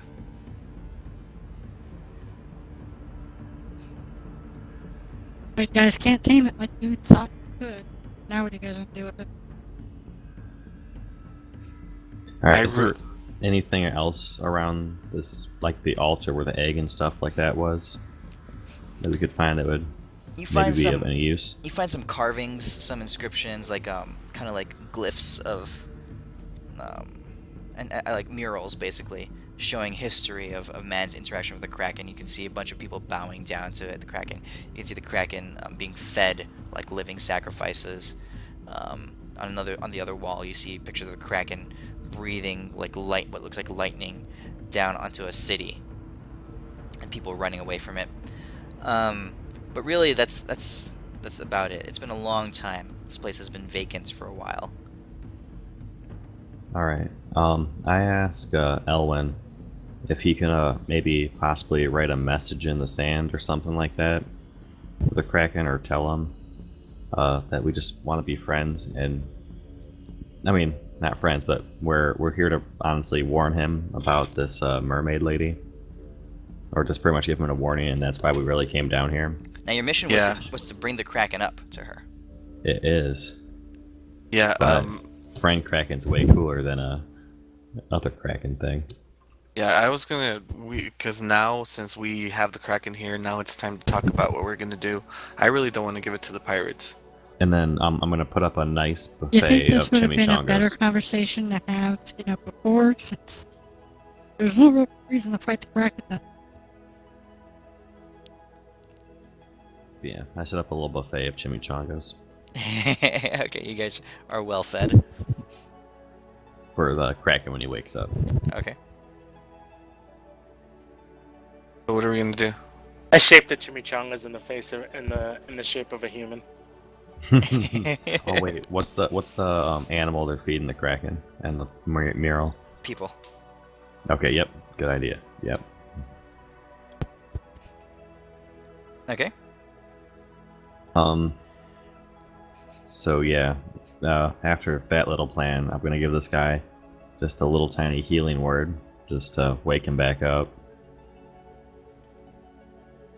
Okay. We still gotta find a way for it to communicate back. Okay, the Kraken It's a beast, it probably can't communicate back. rises I up mean, again. if it can understand like a language, there's got to be something. What's that 24, Balanar? No, nothing. I was just Oh, monster. rolling some dice. Okay.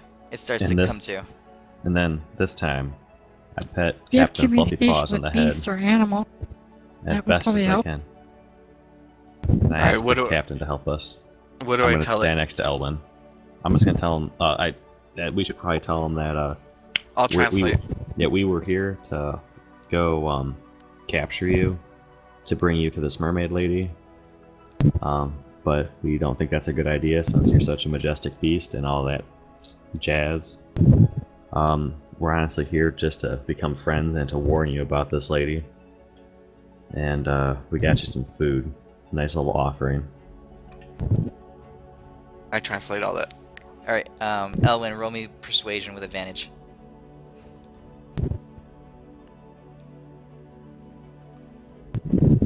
Can I guide him? Yeah.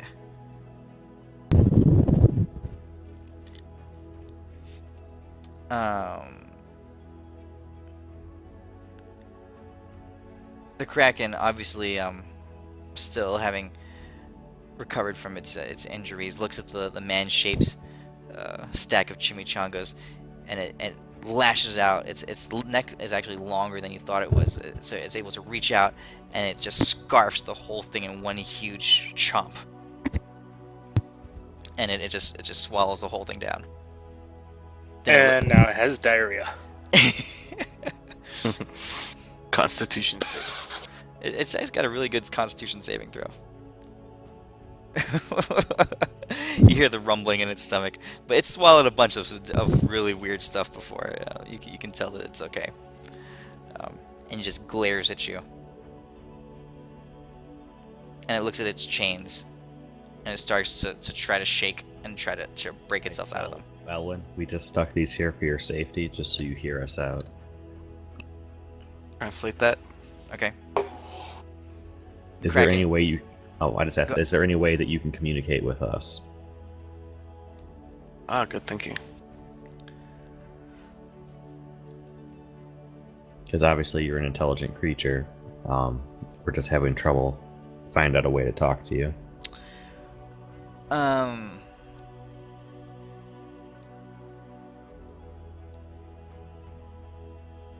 The Kraken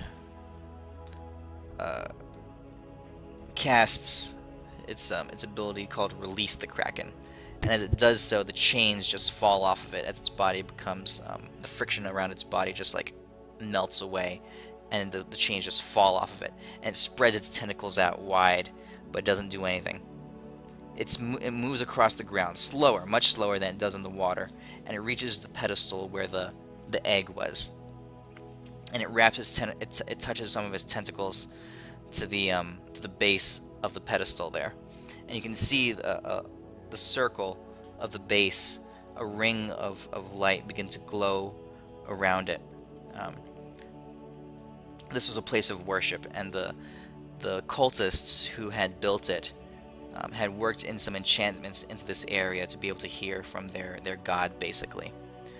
And as it touches it, you guys feel that presence in your mind. While the Kraken is touching this pedestal, you can feel the presence in like an awareness. You don't hear a voice.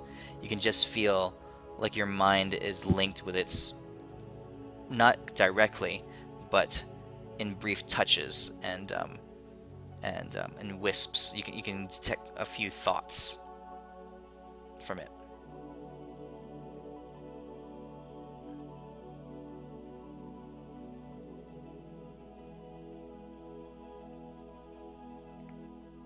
What's it saying? It is you see some history of its existence. It's only been around for a handful of years.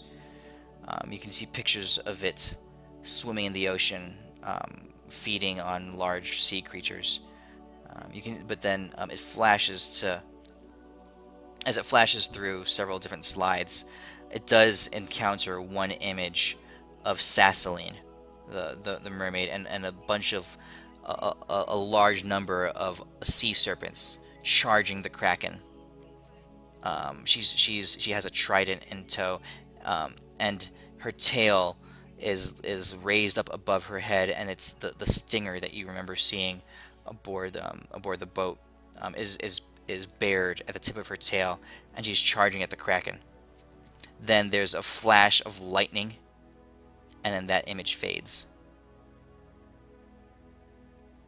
So you did see some of its memories, its recent memories. Now, can we send it images the same way it's sending us images? Yeah. I send it an image of me wanting to strangle Sassine and killing it. And then images of the Kraken being our friend. You see a picture of the Kraken, and this one's much less defined because it's an imagination, not a memory. The Kraken eating Sassine. It's like chomping down on her. I send it a picture of a big smiley face. Kind of like an agreement, like, yeah, sure, I'll let you eat her. You guys want to bring her down here and ambush her? Oh yeah. Sacrifice her to the dragon. Yeah, actually that's a good thing. We ask if we bring her down here and like some of her crew, like the bad ones, down pretty much as a sacrifice or an offering of peace, if the Kraken will become our friend. The Kraken is it gets the basic gist of what you're saying. The concept of friend is foreign to it. It kind of gets hung up on that concept. All it knows is domination and power. What I want to try to get across is that by doing this, by bringing her down here, Sassine, and betraying her, we would probably be making some enemies out of the pirates. And when the time comes, if we can count on the Kraken to help us defeat those enemies. You see the Kraken. You see images of the Kraken wrapping his tentacles around a ship, and pulling it down and like crushing it and pulling it down into the water. Again, it's not the image of a memory, but it's the image of an imagination. Alright, I sent him the image of us fighting all those demons and the dragon and all that stuff. And then I have a sad face. And then I sent him a imaginary version of the exact same thing that happened, with the Kraken significantly larger than he is right now, just in the background, just kicking the shit out of a bunch of them. And I have a big old smiley face and a mountain of chimichangas behind him as we're high-fiving each other. Balanar is also sending the same image. Okay, you guys, the Kraken pauses for a second, as if thinking and contemplating.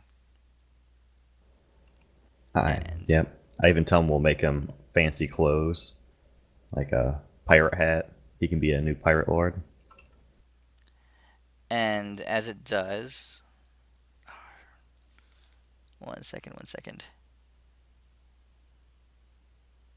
Man, I had a picture just for this.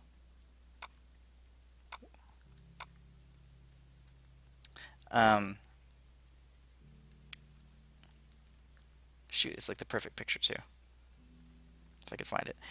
So, it pauses. You can tell that as you guys are briefly making touches with its mind, it's kind of flashing back through its memories. And then it goes beyond its memories. You can tell that there is a shared heritage, a shared ancestry with the Krakens that came before. And it has some kind of ancestral recollection. And then you guys see an image come to mind. And this one is not an imagination. This is a recollection from an eon past, ages and ages ago. And out of the water, you see a boiling ocean, or a very tumultuous ocean, and out of the water rises a hideous, monstrous, majestic, very, very large, full, ancient Kraken. It's a picture. It looks like that, and this is huge. It's like dwarfing a ship, like a full-on ship would be about that size down there. This is the kind of mature Kraken that could destroy civilizations. And that's and you get the sense of wistfulness, of yearning in the mind of this beast. That's what he wants to be.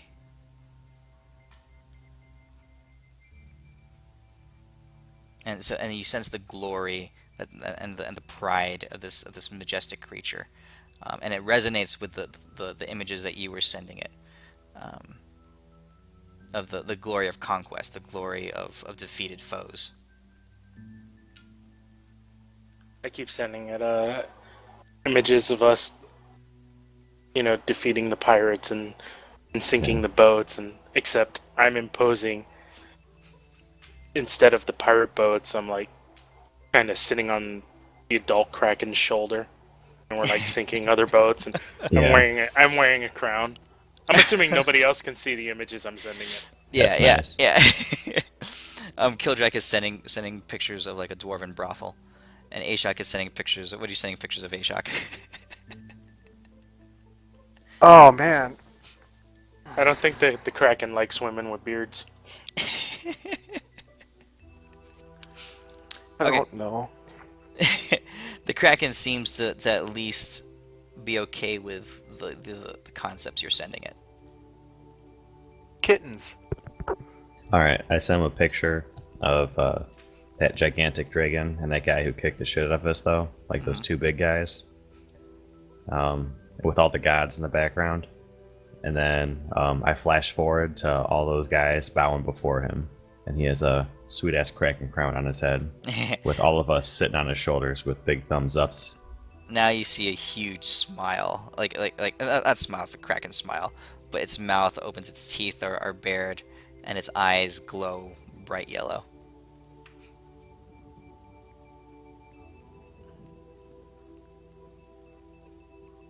Okay. So what's the plan for killing Sassine?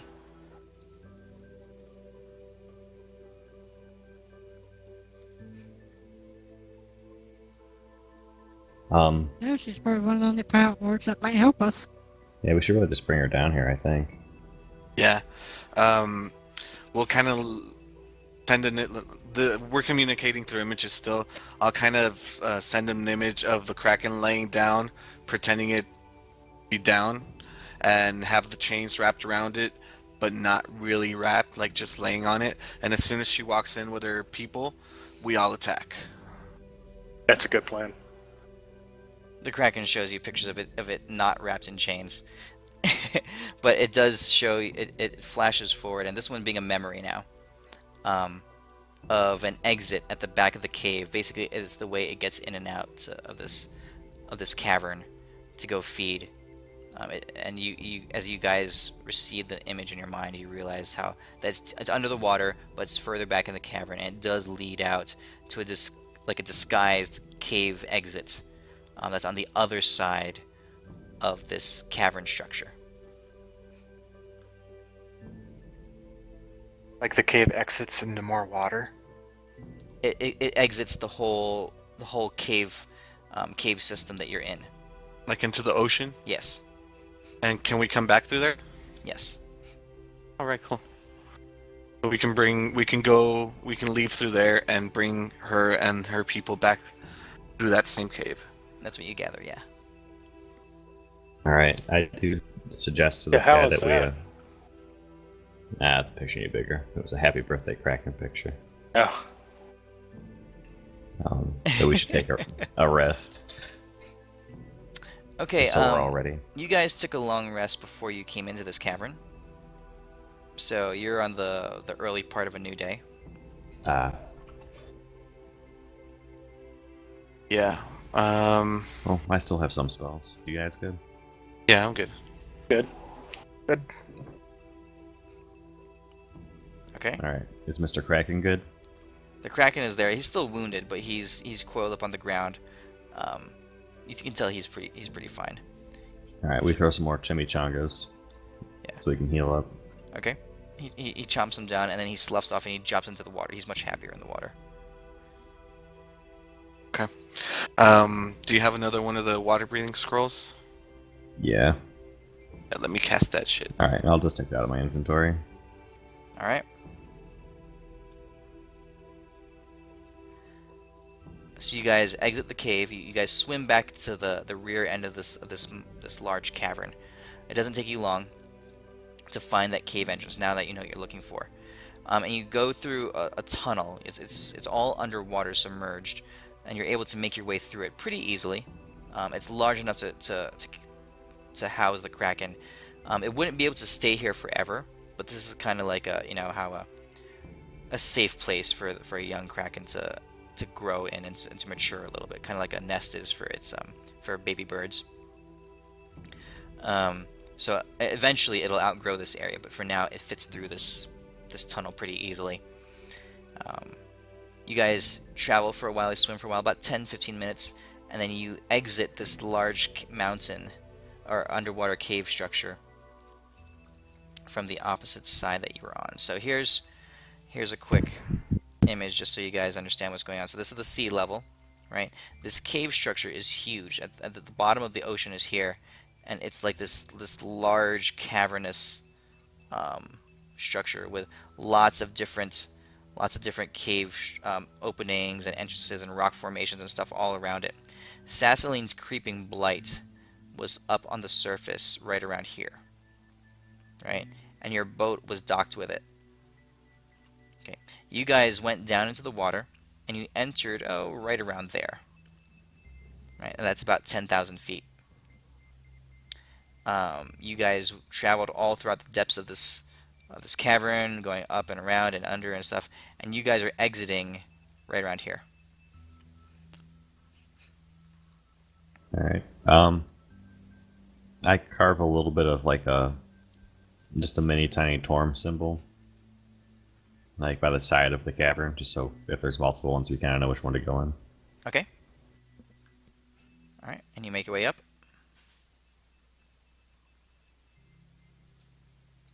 All right. Now this is a plot thing.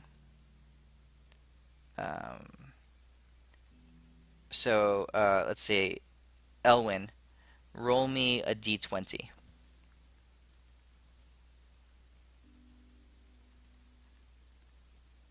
Okay. As you guys swim to the surface, you go up and up, and in this direction here, looking at that map, and as you get to the surface, you realize that something is off. Something is different. Something odd is going on. The surface of the water is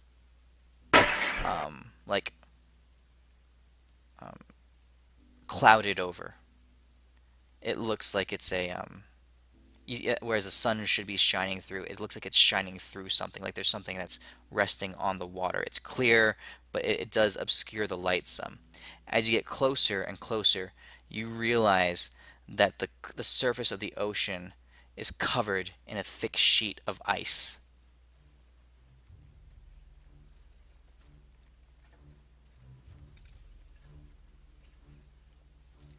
How thick is it? Going up to it, you push on it a little bit, and you realize it's fairly thick. You're probably talking 6 inches to a foot thick. Alright, well, I'd say you break a little hole and just kind of stick a head out just a little bit just to see what's going on out there, since this wasn't there before. Okay. You spend some time bashing on the bottom of this ice layer. It takes a little while because it is pretty thick. But between your fists and Balanar's flaming sword, you're able to punch a hole through, about kind of like a hole that people would ice fish in. And you pop out through the water, through the ice, and you see that all around this, for quite a while, you're guessing several hundred yards in either direction. Now, of course, this image I drew for you is not to scale, but probably the ice layer extends like... Oh, it's a little bit too big. Like that. About that much. And it does cover entirely the creeping blight. The creeping blight and the top of the mountain here are all like covered in ice. They look like it's frozen. Now, the weather is not cold at all. The weather is the same as when you left it. But this ice is still here. And beyond where my blue line is, the ocean is the waves are rippling, and the ocean is crashing as normal. It's midday. You're guessing around 11 o'clock in the morning.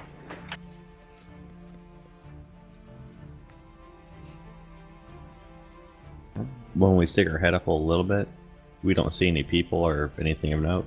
You're fairly far away. You're several hundred yards away from the creeping blight.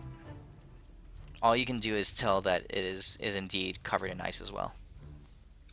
Alright, do you guys think we should get a little bit closer and then make another little hole? Yeah, or we could walk up to it, just two of us. Anything happens, so I can always dimension back. Alright, I mean, I'm down for whatever. Yeah. So who's going? I'll go with Elwin. Balanar Okay. will. Okay. What are the rest of you guys gonna do? I'll stay by the hole and just act as a watch. I tell them that I'm gonna hopefully they'd be able to see, but I'm gonna kind of cast light or do something if people are coming to get them that I can see, make a little signal so they can get back here. I think maybe the rest of you should go back to the Kraken just to make sure If it is an Admiral or something, they haven't made their way down there. Okay. You guys don't see from where you are. You don't see any other ships. What about our ship? Your ship is still there. It's covered in ice as well, but it's still docked with Sassine's creeping blight. Okay. Balanar would assume that this is MidasKing, that there's no cold weather around here. Be a safe assumption.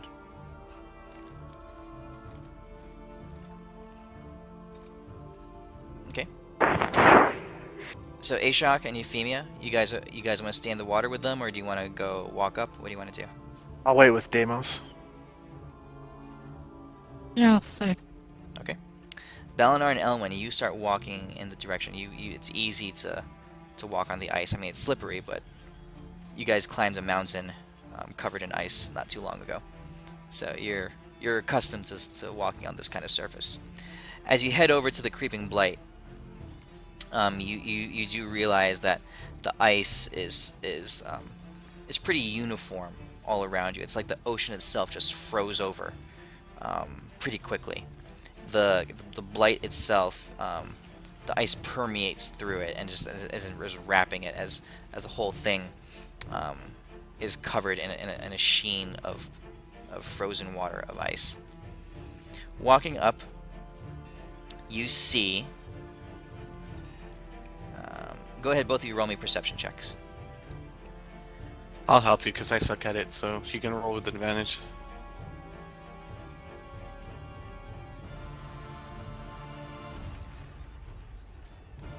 Alright. Balanar, you are, before you get to the creeping blight, you see the figure of a person seated on a mound of ice on the creeping blight.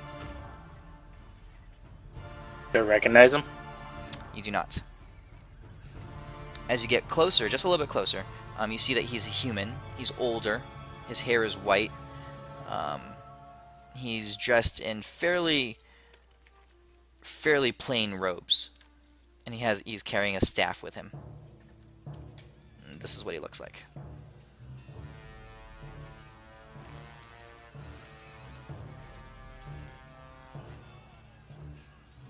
Grandpa?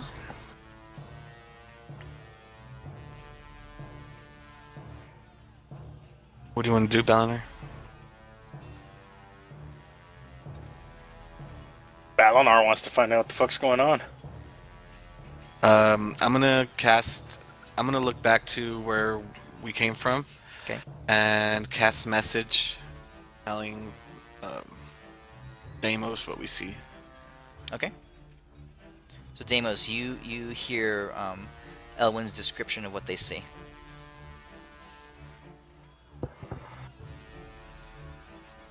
You can send a message back. Sentence or two.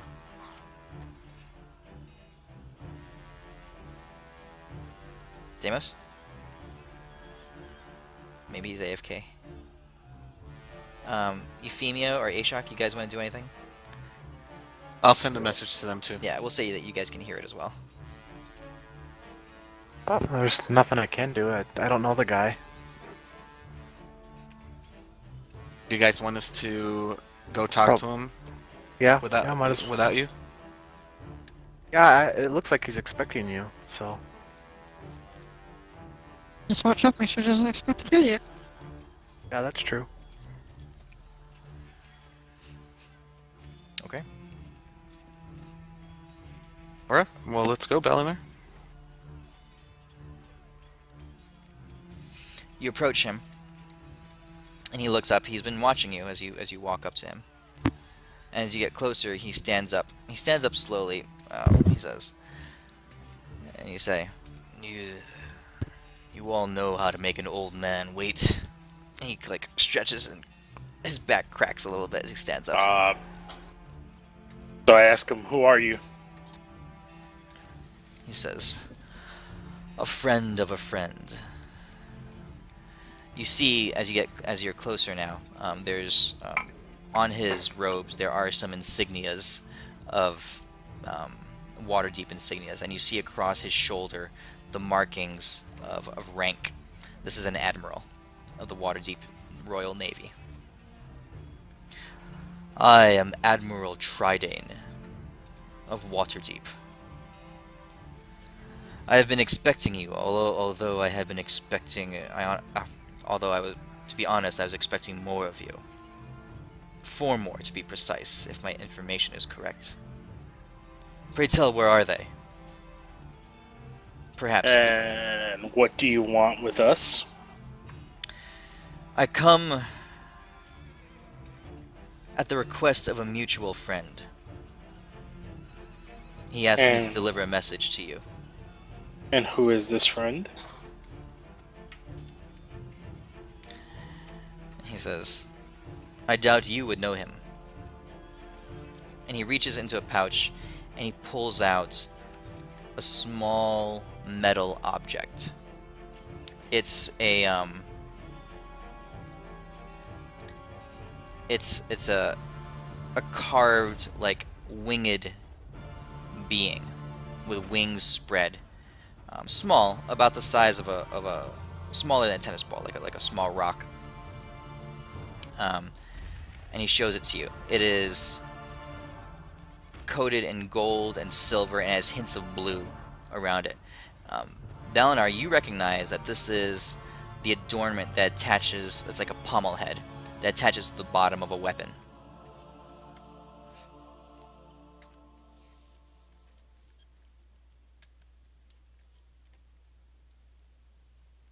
And I look at him and I'm like, what's this message supposed to mean?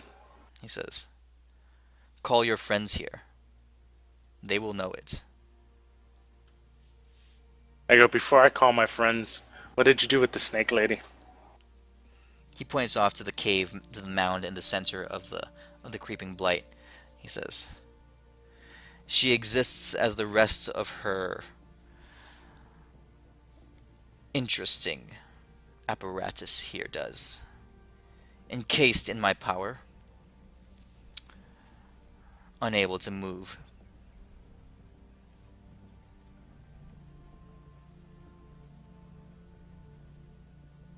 So I look at Elwin and I'm like, Tell the others? I'll send a message back explaining what's happening. Do you guys want to come, or should we? Yeah, I'll try to- come. I'll come. I'm heading out there. Are we able to hear? Or... Yes. I explain what's going on. Yeah, he cast the message spell. Okay, then yeah. You guys join up. It takes you a couple minutes to walk over. And Deimos, Ashok, and Euphemia. As you approach and you see the object that he's holding, you recognize it immediately. It is the pommel head that was part of King Kalim's Stormbreaker hammer.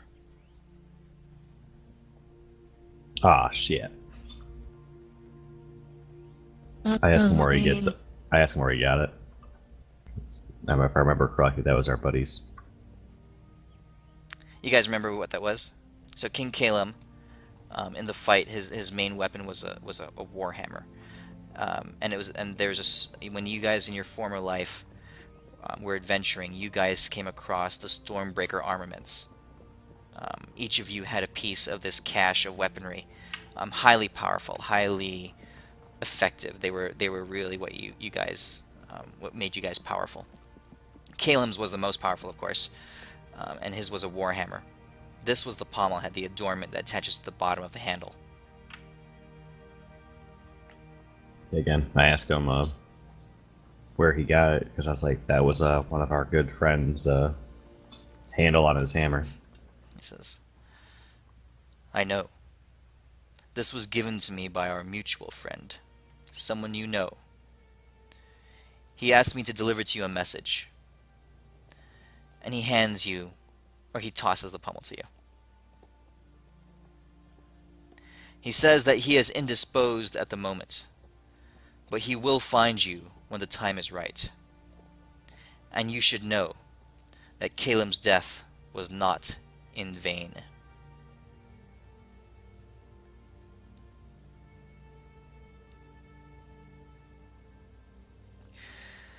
He straightens up a little bit. He kind of like rolls his shoulders. He's been sitting here for a while actually, waiting for you guys. You were down there for about 3 days. And he says, I am Admiral Tridane. The official reason I am here is to stop the acquisition of a Kraken by the pirate lords. I was sent to deal with this one, and he points to the cave that Sassine is inside. More importantly, I was to keep the pirates from getting control of a powerful creature that they might use against us. This lady here is known for her ability to subjugate and dominate creatures of the deep.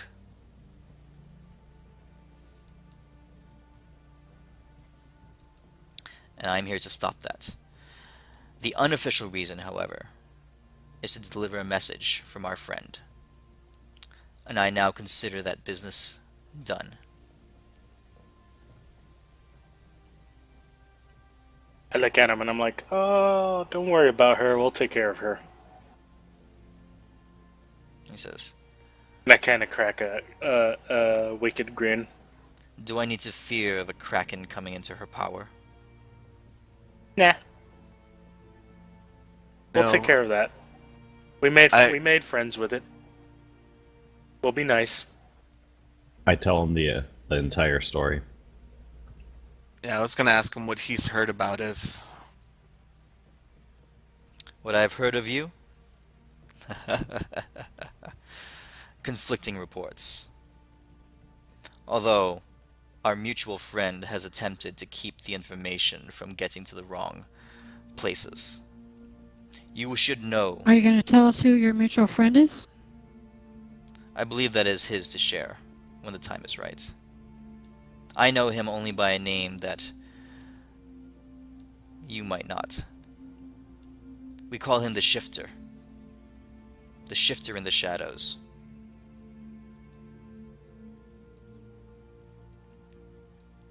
I know him as one of the only individuals fighting for the... what's the right word? Fighting to keep Waterdeep from falling into the darkness. I ask if he's a halfling with like a British accent. No. Okay, good. Now, if our business here is concluded, I must be off. The war is at hand. Before you go,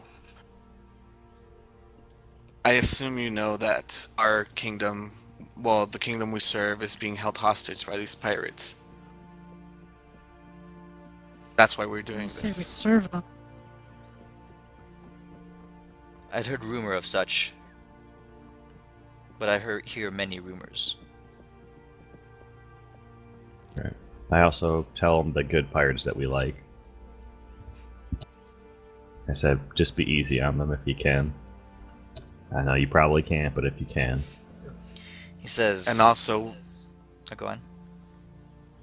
we've heard rumors of demons running Waterdeep, or at least being heavily influencing Waterdeep. He takes a step towards you. He says, I have heard rumors of such as well. You should know some things. War is at hand. Very, very soon, if not already. The island of Tortalish has been retaken by Admiral Kizaru, repelling the pirate invasion and casting them off our territory. And we know what has been occurring. We know the efforts the pirates were trying to make to increase their power, to increase their chances in an all-out war against us. And I tell you, without their dragon's breath powder, and without the Kraken, the pirates, their destruction, their complete destruction is imminent. Including your friends. There are some good pirates, and they are some good people. I understand dealing with the evil ones, But you can reason with them, the ones that Deimos mentioned. I do not doubt the truth of your words. And I would defend them as well. However, the decision is not mine. The one who outranks me is in command of this war, and he has been the instigator of it all. Fleet Admiral And who's he? Vorselin. Do we know that name by any chance, by a history check or something? You recognize it. Vorselin is the one who killed Marina's father. Ah, He's the fleet admiral. He's the highest commanding officer on the seas. And there's two admirals underneath him, Admiral Kizaru and this guy, Admiral Tridane. They are the core of the Navy's power. Legends in their own right, incredibly powerful individuals. Admiral, one last question. Speak. oh, I know- that, but He's your commander, but do you trust Fleet Admiral Vorselin? He smiles. He chuckles a little bit. I would not be here if I did. Vorselin is young. He's been newly appointed. He comes from Tritonos, the capital of Waterdeep. He was appointed Fleet Admiral about 2 years ago, and in that time he has enacted harsh regulations upon the seas, almost as if he meant to provoke the pirates to war.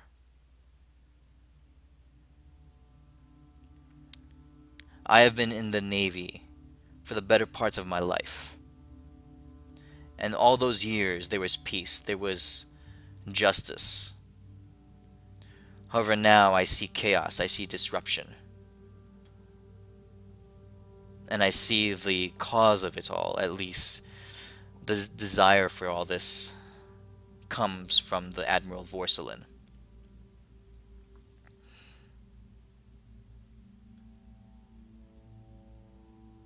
So no. Picture so starts if we coming want to together. contact you, what would be the best way? Says, I have no means by which you may contact me. However, if you were to join with us in battle, you would see me and my ships. Did our mutual friend give a timeline on when he was going to show his face? He did not. He only said that when the time is right, he will find you.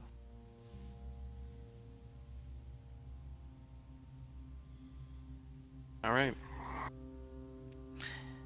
You should know one more thing. The war is at hand. And while I do not trust and do not agree with Vorselin's methods or his goals, I am an officer.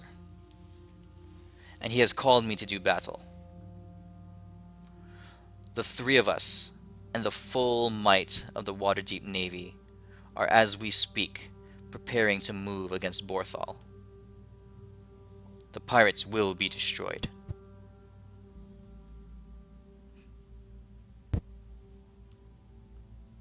Thanks for the warning. Okay. He takes a step backwards. Let's see. Elwin and Euphemia. If Kildrak were here, I would make him do it too. But Elwin and Euphemia, both of you roll me an Arcana check.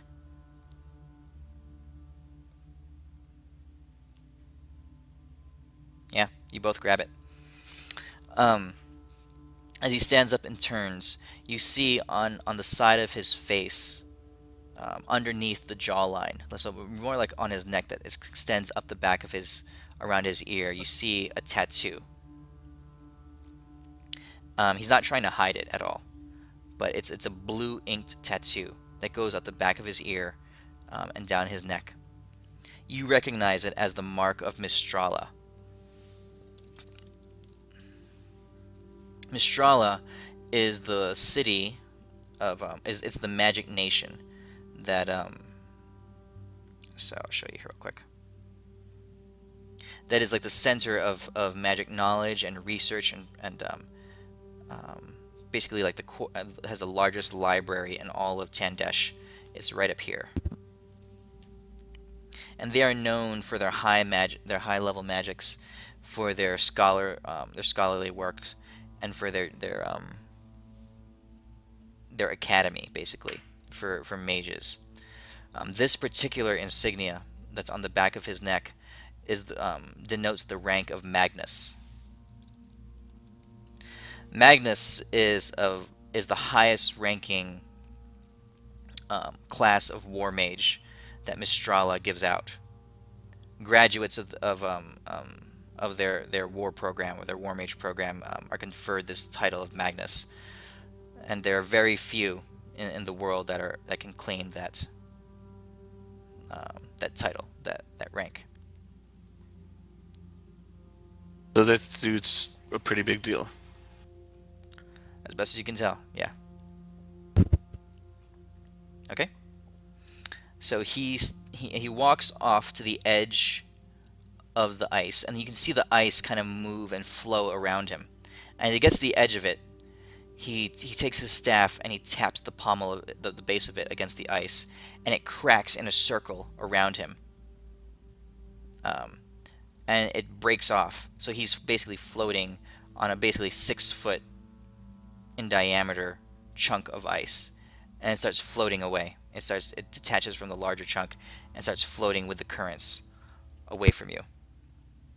He says, "Beware. Sassine is still alive, and as I depart, my power will fade with me, with the distance. She will awaken soon. I entrust you to deal with her as is necessary." And he floats off towards the horizon. I say we get over there and kill her now before she wakes up. I mean, we did make a deal with the Kraken guy. Yeah, right? we gotta bring her down. Well, there's always a chance that she's able to take control of the Kraken. You're putting him at risk if that's what you want to do. How about we knock her out and bring her downstairs unconscious so the Kraken can eat her? I like that. Yeah. Or at least, yeah. Because, I mean, if she's unthawed, we can beat the shit out of her while she's unthawed. Can we cut her least tie tail her off up. first? Yeah, we can do that. Kraken doesn't need to eat the I bark. agree. And I say we take Oh, care of her shit, crew, too, that's a bad thing. at this point. Okay. So can we agree that we're totally fucking over the pirates? Because I kind of hate the whole ambiguity thing we're doing. Well, Well, they should have thought of that before they became pirates. Yeah. I mean, I'm still I s- for the No, I pirates I mean, you like. guys, they're fine doing Yeah. whatever they want to do, but you guys keep going back and forth. Oh, I I mean- like the pirates I like, but I Yeah. don't. Most of them are bad. I mean, But the you do pirates. understand that those girls are probably going to fight death. They're not Nah, going Nah. to against their code. nah. No, they believe in We their code. convinced a They're Kraken to fanatics. pretty much be our buddy. So The only I'm- reason they're Because fighting you're going right to feed now, them something. but the only reason those girls are fighting right now is because they're scared of the rest of the pirate lords. We get rid of the bad pirate lords, they'll probably not fight. yeah, that's true. That was at least my whole plan And from the anyways, beginning, was what to get rid of Euphemia the bad said. pirate lords. Yeah, Euphemia, you said that we fed the Kraken. That's why it's a friend. And if I recall correctly, with my girlfriend at least, if I feed her, she gets really happy too. So we can probably just feed those two girl pirates, and we'll be set. What were the names? Marina and Kianmei? Yes, Marina and Kianmei. Marina was the water genasi druid, and Kianmei was the Asian lady, the monk. There were 7 pirate lords. Were Yes. those the only 2 good ones? You guys knew Antares. Well, there's the guy with guns. Yeah, Oh, that's the guy, the tiefling dude with the gun. the Yeah. guy that Euphemia wanted to kill his girlfriend. So there's Antares, and But then yeah, There Wouldn't it be the guy that wearing his girlfriend's head on his back? that's not the point. Yeah, it is. It's pretty awesome. That's Anyways, what it let's is. run. Let's go run there before the ice melts. You know, beat the shit out of her. Yeah.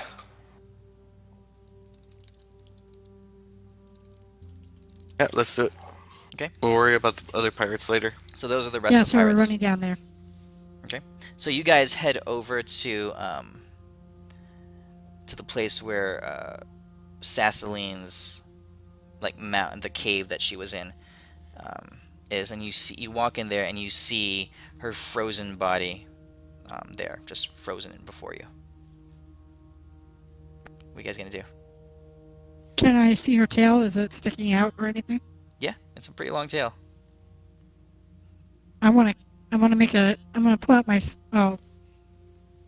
Get the fire sword off first thing. Balanar ignites his sword and attempts to cut off the barb at the end of her tail. I would do it Alright. with my armor's ice, so I don't think it would help. All right, so Euphemia, you step up, and you guys are inside a large cave structure. Let me see if I can draw it here real quick. Let's do it fire and ice at that same time. Gosh. Fire and Ice. And you guys read those books? Saw the No. movie. I see the show. Not sure what you're talking The about. show? None of you read the books? Yeah, I read the books. Okay, or at good. least I listened to the audiobooks. Was this Oh, like you're that talking thing about that the- came out like oh. 10, 20 years ago? Yeah. Game of Thrones. Game of That was Thrones. You're back talking when I about was in Lord of like the Rings, right? 5th grade. Or not Lord of the Rings. What are you talking about? It's Game of Uh, Thrones. Oh, Okay. I was thinking something different. Alright, never mind then. You're thinking Yeah, I of was thinking animated Fire and Ice. That's what I saw. Oh, I was thinking of some other book that was called Fire Ice. I don't even remember anymore. Never mind, ignore me. No, I'm talking Yeah, I Game of was thinking of Thrones. something completely different. Can you get rid of the 96 damage on my turn thing Yeah, for me? let me go heal you guys up real quick, make sure everything's set. And also the blinded restraint. Got it. Resist fire. Okay, so Deimos is no longer grappled. You cast Death Ward on yourself? Yeah, just keep it on. It's for 8 hours. Okay, make sure If you want me to cast it again, I can cast it again. That's fine, just make sure you burn that spell slot. And Oh, Ashok's I did, yeah. still targeting his own foot. Funny. Doc, stop shooting yourself in the foot. Okay. 1 second here. Okay. You guys are walking into this. Let's see here. Can you guys see that? Did it load up? Is Midas Loading breaking yet. up for anyone else? No? Nope. Okay, just me. Great. Could be the loading screen. You got that terrible Seattle internet. Isn't that the same internet you want? Nope. So I see that you Where are you? yeah, sorry, this I'm in image was slightly Kentucky. larger than So you just got I the planned. worry about getting shot. Sorry, I meant Tennessee. But yeah, it's pretty much the Really same. works. I got Can everyone see the gotta map worry yet? about the crack cocaine. Can anyone not see the map? It's just loading. It's just I can see loading it. screen. I got it. I think it's everyone except Euphemia. Alright, so Euphemia, you're walking up to Sassine, and this area is covered in ice, and you can feel the coolness of the chamber still around you. As you draw your sword, you feel a shudder underneath you as the creeping blight begins, like tremors slightly. And as you approach Sassine, from either side of you, to the left and to the right, 2 large green eel-like creatures burst from underneath the ground, basically from the inside of the creeping blight. They explode up, and they bear their large, hideous fangs,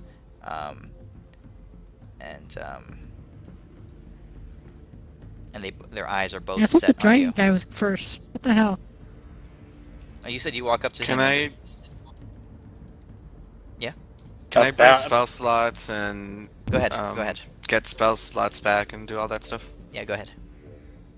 I'm gonna cast Shield Self. Shield self. No, Shield on myself. Oh, it's on myself. Or what? That's a reaction. Will you actually get attacked? Okay. Yeah, I'm getting attacked. They come swinging at you, Euphemia. So go ahead and click the ability on it. So your armor is +5. Does that work? There should be a Do I have little to button. target myself? Yes. Oh no, it should cast on yourself. Let me just double check here. Yeah, just click the button. There you go. So your armor is +5 for 1 turn. Okay. Everyone have the image? Oh, which image was it? I'm gonna reload it. I popped it up. Yeah, it's still not loading for me. That sucks. Crappy internet. What's it called? I can just try to reload it from the images and maps. It's called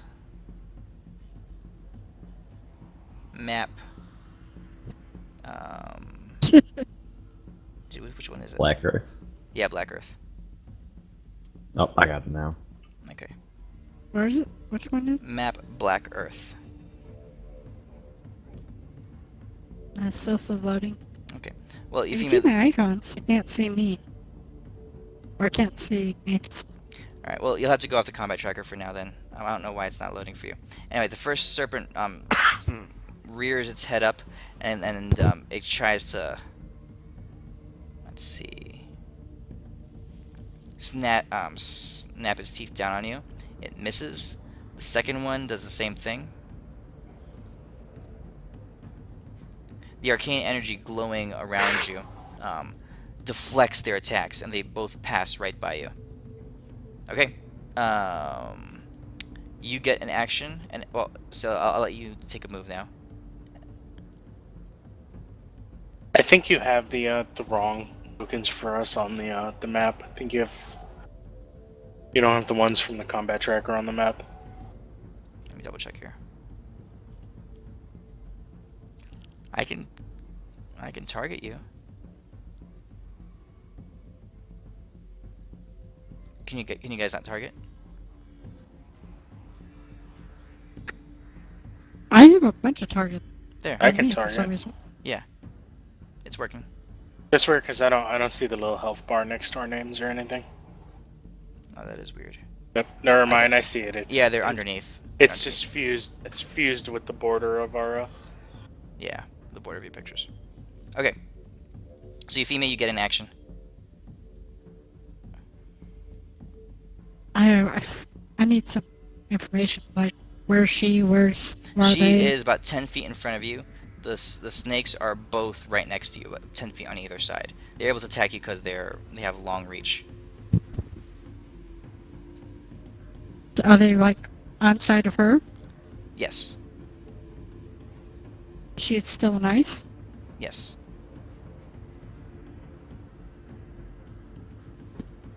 Mm.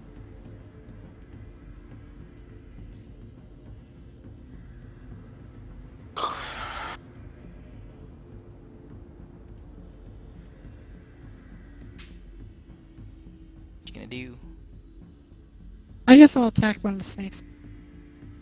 Okay, so there's one to the left and one to the right.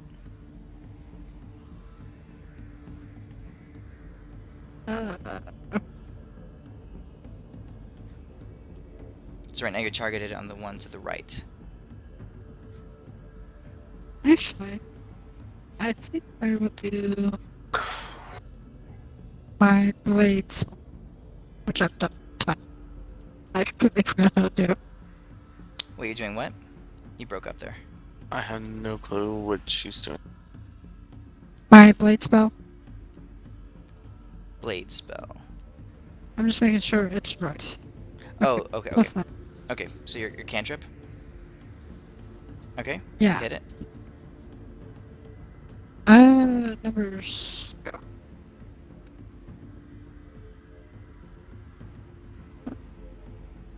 So you Oh, add... it doesn't have the cold damage on it. No, it doesn't. We can add that separately.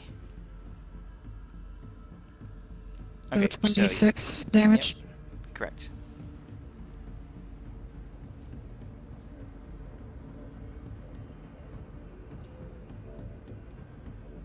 Alright, so 4 more damage to it. Okay.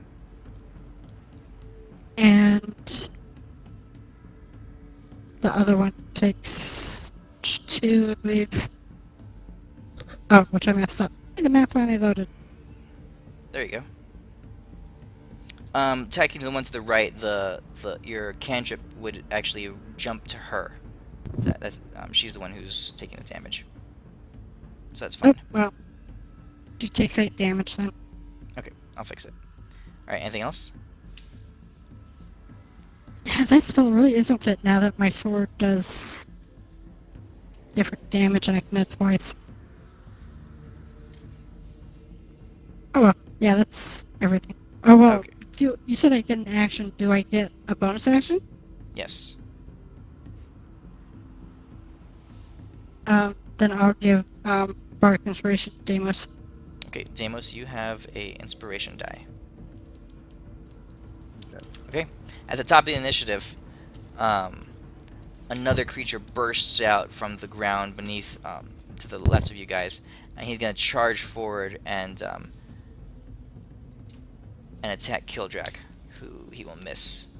The one to the left of you, Euphemia, is going to make another bite attack at you. That one will hit. And, Should it? yeah. Oh, You yeah. get a turn. I mean, you can use a reaction to cast shield again if you want. No, I still have that armor. You had a turn. It expires on your first turn. It still would have hit. Yeah, but it's still a hit. That's what I'm saying. Okay. You It only succeed. gives me 23 armor. Yeah, you succeed on your Constitution saving throw, so you're not poisoned. Oh yay! From the right side, another one bursts up and charges towards you, Ashok. It is going to try to bite you. It is going to land a hit. You make a Constitution saving throw, which you fail. You are now poisoned. And the final one, that's the one that you attacked, Euphemia, is going to likewise try to attack you again. It misses. Balanar, you're up. Balanar is gonna move up to here. Okay. And I'm gonna rage. All right. Because why the hell not? And reckless. Take one swing at the snake next to me. Okay. That will hit. And on top of that, I'm gonna add a menacing attack.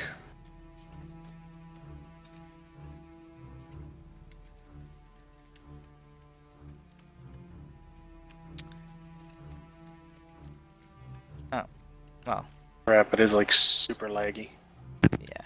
Well, it's still so Euphemia, it's still hit. Yeah, my internet must be slow, maybe. It succeeds on the wisdom save. Yeah, I so... know, but I'm just saying that you need rid of it. Okay. All right, Balanar. And on my second attack, I'm gonna.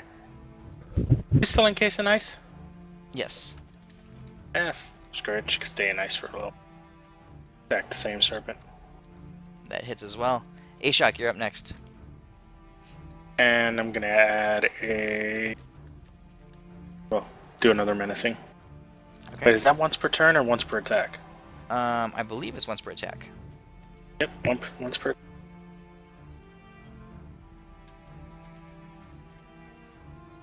Your fire sword lashes out, and you're cutting this thing to pieces. It's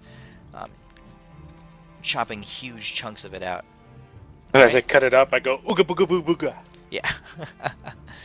And go ahead and make him so he's frightened of you now. Okay. I believe that's your turn. Ashok, you're up. Okay. Cat on my arm.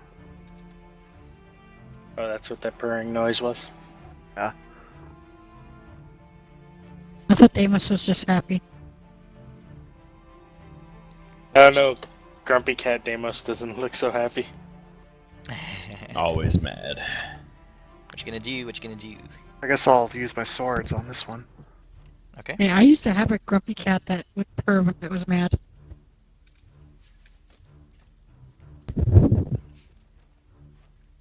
Now you're poisoned, so that poison seeping through you, it kind of weakens you. so you have disadvantage on your attacks. Oh, you know what? Did we ever get rid of that cursed scimitar? I still Yes. have it. Yes. You don't, Yeah. oh, okay, it shouldn't be in your inventory. Did you guys throw it in your bag, or what did you guys do with it?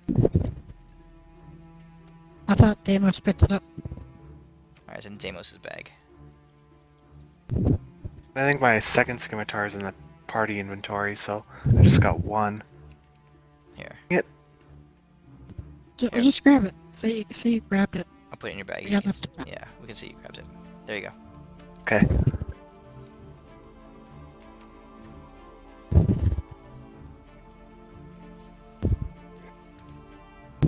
Alright, you roll natural 1. All this talk about cursed scimitars and you fucked it up. You're actually hitting pretty consistently with that cursed scimitar. That So, scimitar. you want that back? You want it back? Okay. For Sassine's turn, she sits there frozen. Euphemia, it is now your turn. Oh, yes. Yes. So And Deimos, if I you're up attack- next. If I attack the sea serpent one, do I get bonus? Do I get advantage? No, he's too far away from Balanar. Okay, so it has to be next ballot. Yes. Next ballot. Yeah, it has to be 5 feet within 5 feet of him. And if I move to the other one, and I can't reach 2, right? Number 1 will not get attack of opportunity because they have 10-foot range. So you can step over. Oh, sorry. Okay, Yep. that's what. Yep. Over here. And attack my sword bites. I cannot hear you. Yeah, you're are breaking like up, Euphemia. ultra choppy. Eh. Just go ahead and roll the attacks, Euphemia. Sorry, move my mic. Okay. That hits. Oh, that's a crit. Okay. Nice. Is it still alive? It is User in your channel timed out. barely alive. Damn. Okay, I'll waste my second attack on it. Alright. That kills it. You just chop its head off. I'm gonna cut it like an eel. Okay. You know, slash up the middle. Yeah, you split it in half. It collapses to the ground, writhing and wriggling. User joined your channel. Okay. You have one And bonus. I'm going to give... I give Ashok Bardic Inspiration. Alright, Ashok, you have inspiration. Since he sucks. Deimos, you are up. Alright, I run to the middle right here. I'm going to cast Spirit Guardian. Okay. And as that goes off, I'm going to use my bonus action and all the rest of the stuff I can do just to taunt all the rest of these sea serpents just try to attack me and nobody else. Alright. Roll persuasion. Yeah, we get this off real fast. Is that Actually, on their turns? it's on their turn. Yeah, it's on their Oh, it turns. is. Alright, sorry about that. That's fine. I'll just do that and I'll do my persuasion.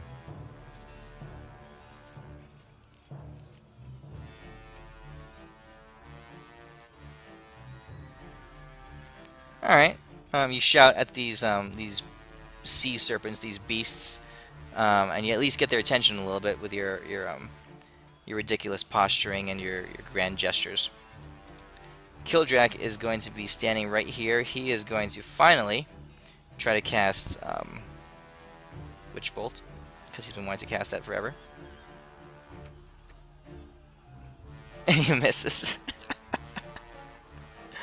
Alright.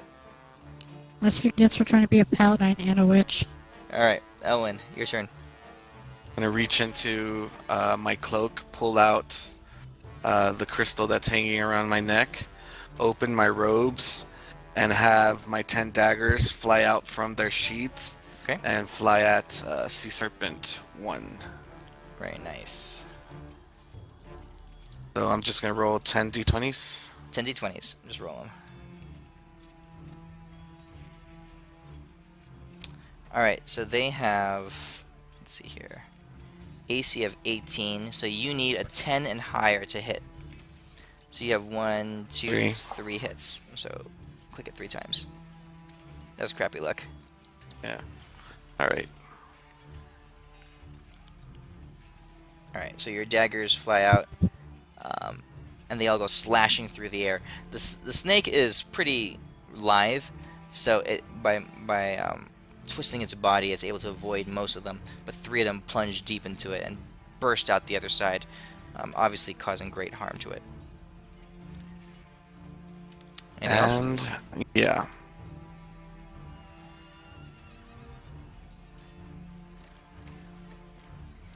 Okay, you done? No. I'm gonna sorcery 2 points, quicken. I'm gonna firebolt it as well. Alright, well, Sorry. it's okay. They both would have hit, right? Yeah, well, just, Oh, no. just take the hit. Just take the hit. This thing's lagging, that's why, sorry. Yeah, I know.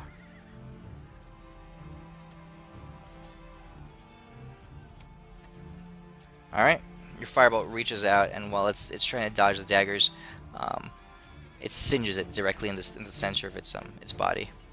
It shrieks in pain as the fire burns its flesh. You can see the charred scales of the deep sea creature. Let's see. This one was going to come forward and try to latch into Kildrak. Is going to cut in deep. Kildrak is poisoned. You guys feel another rumbling beneath the water. Oh, that's right. Okay. He fails and he takes damage from your spirit guardians. Alright, and he's not really sure what's happening. There's just this like divine light of an angelic cat blowing trumpet notes and causing damage to him. So he's gonna stay right where he is. But you guys feel another rumbling of the cave floor, and this one is larger than you experienced before, and out from beneath the ground, bursting upward, is a much larger blue electric looking sea serpent, and this one is going to lash out towards you, Balanar. Let's see. And it connects with its tail, which blasts into you. Right now he's outside of the spirit guardians. Actually, you know what? As he swings his tail in, he does enter the range. So go ahead and roll on him. Oh, nice. Lousy damage, but it hits. And then he is going to release his head back and breathe this blue-greenish mist in your guys' direction. Let's see. DC 15, 16, dexterity saving throw. 50-foot cone. It hits everybody. It's pretty much all of them.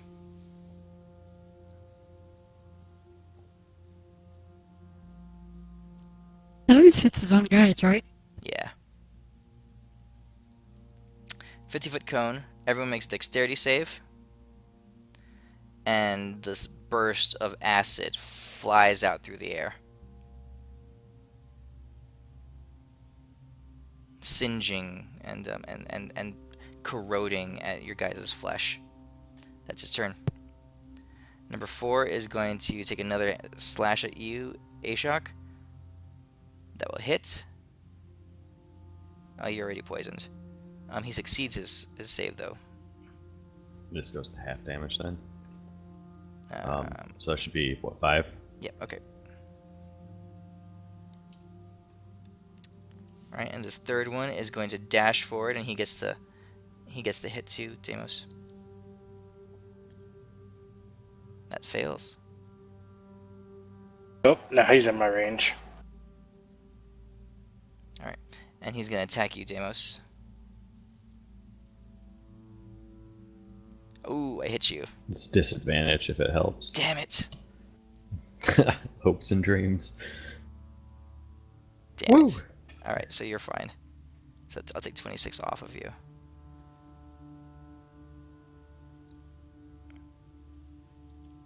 Okay, oops. There we go. Alright, Balanar, you're up. Balanar is going to fuck some shit up. Okay. I'm going to reckless for some reason. Oh, actually, this guy died. Deimos, when your spirit guardians hit him, he died. Oh, it did? Yeah, he wouldn't have been able to attack you anyway. I just realized. I'm gonna move up to this guy. Okay, the big one.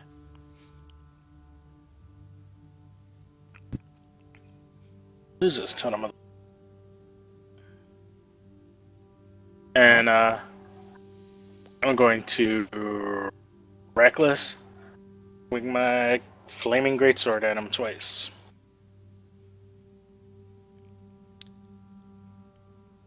That hits. The second attack hits. And onto that, why not? Menacing attack. Alright.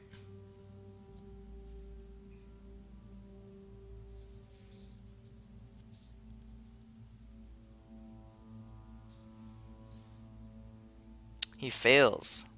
He is scared. And then I'm going to...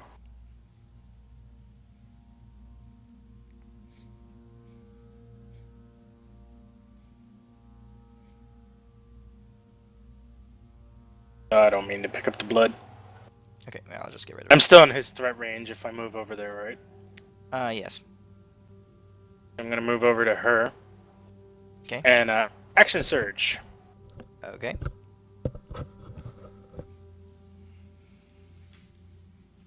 And I'm gonna attack her twice. Okay, so these are going to be, since she's basically frozen, basically paralyzed there, a hit. So you have advantage on it, and if you hit, it's an automatic crit. Okay.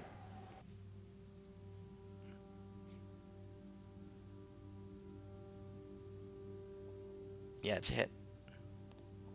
Reason... There, I targeted you.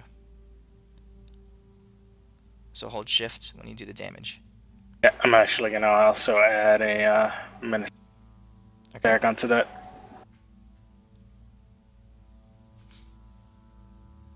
Ooh. Oh, it So- didn't do the menacing damage. Okay, so roll the, just roll It would 2d8. be... Sorry about that. 10 more, okay. And let's see if while she's frozen, she gets scared. She's not scared of you while she's frozen. Oh, Alright, you get screw it. One more attack. one more attack. Hit. Auto crit. Okay. Yeah, you're really good at doing damage to an opponent Okay, that one can't of those crits cut off her tail. Or the barb at the end of her tail. Yes, I'll say that you pull your sword up, and with both attacks, the first one comes down, and her tail is pretty thick, so it comes slashing down and cuts halfway. The second attack comes down, and you detach the barb at the end of her tail. Alright, Ashok, your turn. Alright, I'm going to summon Conjure Animals, Okay. and I'm going to do 2 challenge rating 1 animals. Oh. Get the thing here. Okay. 2 beasts challenge rating 1. Giant hyenas. Okay, so the way this spell works is you don't get to choose. You can just denote which ones you, what challenge rating, and then the DM chooses. Okay. Okay, The 2 number 1s. so I see 6. Is the point? What? I was just wondering, is the point that you like choose what might be actually in the area that would come and help? Yeah, that's kind of how it'll work. I'll try to determine it by environment. So you actually get 2 giant octopuses. Okay. You're good on land too, so. Yeah. So Ashok, what I'll do is, yeah, I won't even add them to the combat tracker. I'll just give you the sheet, right? So you can roll. There you go. Okay, and the octopi pop up around you. One goes there, and one goes there. Okay. So that's your main action. I believe that they go right after you do. So you can go ahead and just roll attacks for them. When I bring up their sheet, it just disappeared on me. Oh, my bad.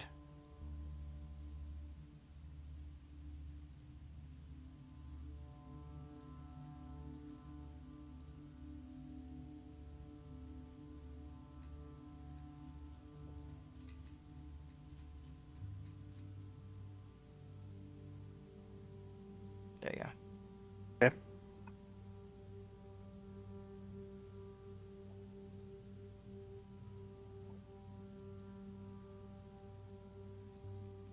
Alright, so who are you attacking? The one in front of you? Talking to. You. Your two octopuses can attack now because their turns go after you. Oh, yeah, I will. Okay, so just go ahead and roll.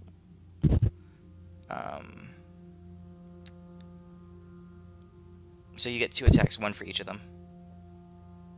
Okay. Like it's +5 to hit. Yeah, on the sheet you can just roll. There you go. So that's a miss.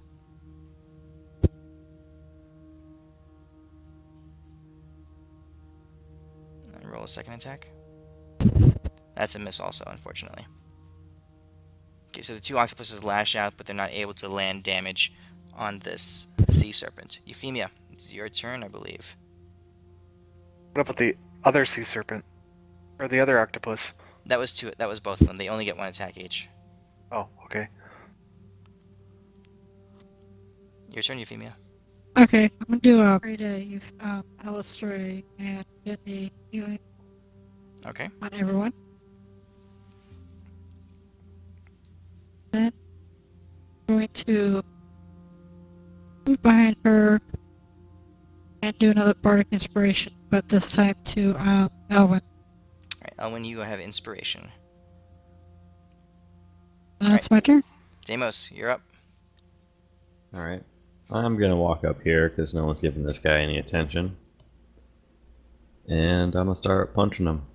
Okay.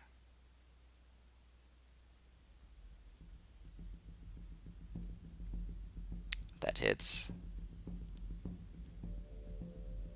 That's hilarious. The frighten doesn't go away if you hit it. I didn't know that. No, it doesn't go away. And it's till the end of my turn. Huh.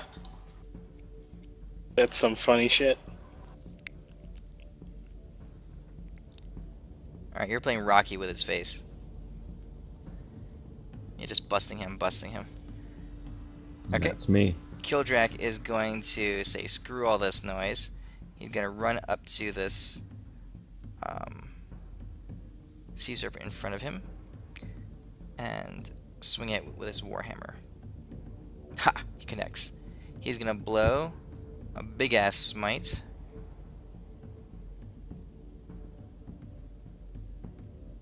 And his hunter's mark.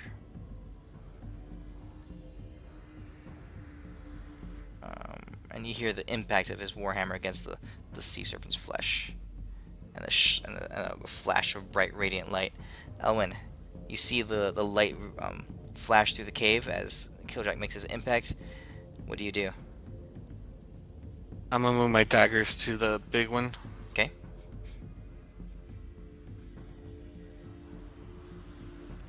The big one. Holy shit. Let me see here. So he is a lower AC because he's actually larger. You connect on a 9 or higher. 1, 2, 3, 4, 5, and one of them is a crit. Okay, so just roll 5 times. And then roll 1 more d4 for the crit.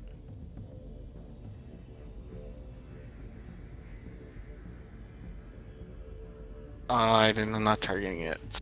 Okay, sorry. You can just drag that onto him. And I'm targeting him now, so the last 2...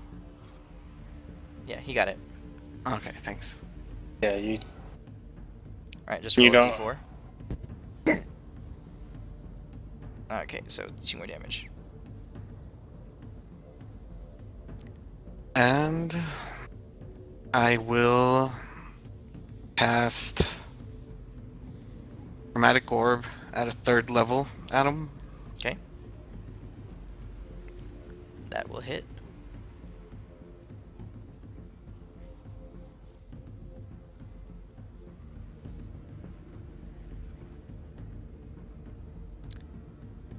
Your blue energy orb flies I out. meant fire, but that's alright. That's okay.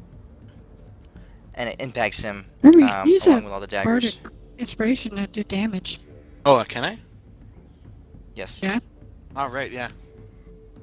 D10, though. Was it D10? That was a D10, yeah. Oh, I can't tell. Okay. He is looking really bad. Does he have within 5 HP left? Yes, he does actually. Because I was gonna cast my fire one, but laggy and I dragged the gold one, so it's 3d8 plus 5. It would have added the plus 5 to the fire damage.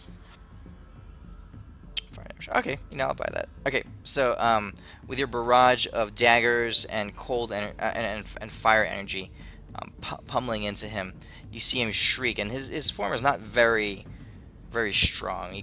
They're predators, and they can inflict massive damage, these creatures, but they can't really take much damage. So he shrieks and collapses down to the ground in a quivering mess. The two remaining sea serpents, at the beginning of this one's turn, go ahead and roll your damage on him, Deimos.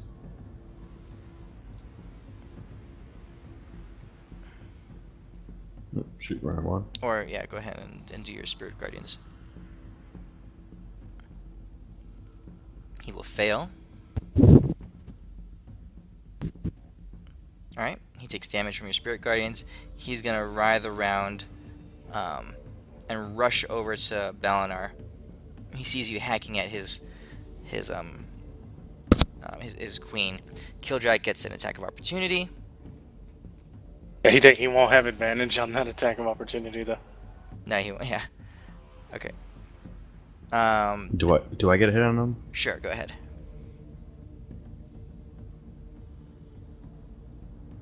Kildrak misses. Deimos hits. Yep. You bust him Then as he's... I'm just gonna add the D10 because I might as well. Alright, so 8 more damage to him. Ooh, he's looking rough. He's going to rush up to you, Balanar, and he is going to try to sink his teeth into you. He will miss. The I second one... roar in his face. The second one's going to continue to attack Ashok. Hits. Alright, Balanar. First attack. Actually, first I'm gonna reckless. First attack goes to the sea serpent. That will hit. How do you want to do that? I'm just gonna cleave its head off. It flies across the room and slaps down to the ground. And next attack. Actually, while I'm still like kind of facing away at her, I'm gonna try to like stab her backwards right through the chest. Okay. Oh, you roll a natural 20. Oh, that's gonna hurt. Well, it was already a crit anyway, Yeah. so... Yeah, you... Should be a bonus crit. I know, right? Your sword sinks in deep. It crunches through the ice, and it pierces through her side. Okay. Ashok, That's your my turn. Okay. What you gonna do? Back. My scimitar.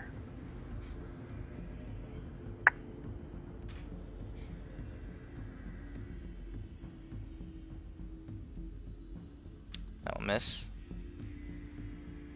That one will hit.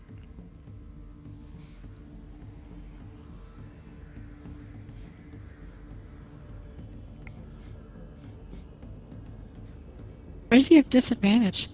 He's poisoned. Poisoned. Oh, Then I Okay. get to my offhand. That's right. Do I roll damage or I have to do another attack? You have to do Have another to do attack. another attack.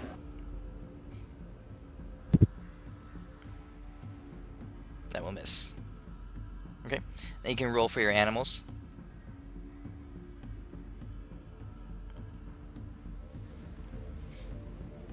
Miss. Miss. God, they suck. They kind of suck. Alright. At that, Balanar, you see the ice flake off around her as as she breaks free from the spell, the cage that was around her. Oh, that's right. Go ahead and roll it. She reaches down and she grasps in one hand the sword that's punched through her torso, and in the other she brings down her claw across your face.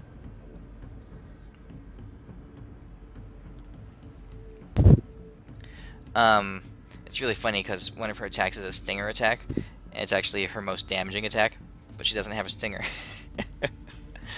So she's just gonna claw you again with her second attack. And she's gonna hiss.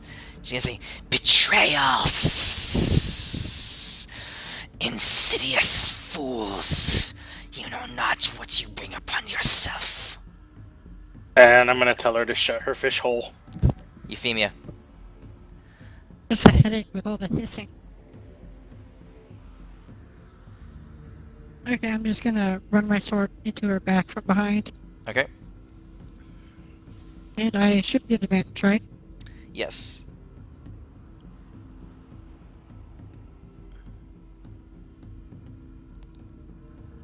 That will hit, and that will do damage, okay? Second attack, that's also a hit. Alright. My last part of inspiration will go to Deimos. Okay, Deimos, you have another D10. Sweet. Okay, it's your turn. My turn. Alright. On my turn, I'm going to run up as yell to the captain to unload on this motherfucker. As Actually, I'm going to go. I remind you, we're supposed to keep her alive to feed her to the Kraken. Alright. I tell him. Okay, I tell her, cancel that. We're going to try to keep her alive. And I'm going to start swinging. The cat leaps out of the bag. Oh, yeah. Good cat. Jumps up. And unloads Do it. full magic magic missile load in her face.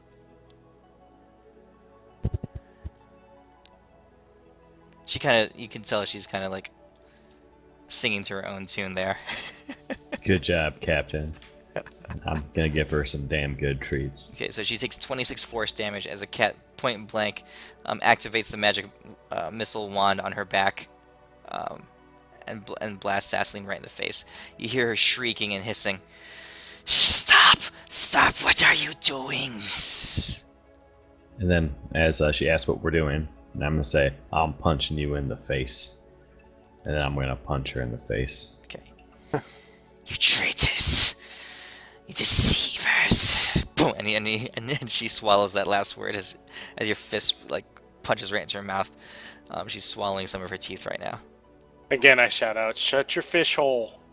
Then +8 to that from. All right. Because I'm also dancing to Euphemia's cheering me on. I'm like, yeah, take that. Okay, that's enough to do it. Are you doing non-lethal? Oh yeah, non-lethal. Okay, so here's Sassine, because I want to show you the picture one more time. You crack her across the face, and she flops over backwards. Her tail is still flitting back and forth, spewing like spinal fluid and fish blood all over Euphemia, because it's been her stinger was cut off, but she is unconscious. And we still have that other snake to deal with. Yeah, this one Just is. let Ashok have it. He's got it. He's pretty weak. He's got like 7 hit points left. So Kildrak is gonna turn, and does Kildrak have? He's gonna. Is he gonna get a witch boat? Kildrak is gonna raise his hands, and he's gonna cast a witch bolt at it. You suck so bad. Alright, I got this.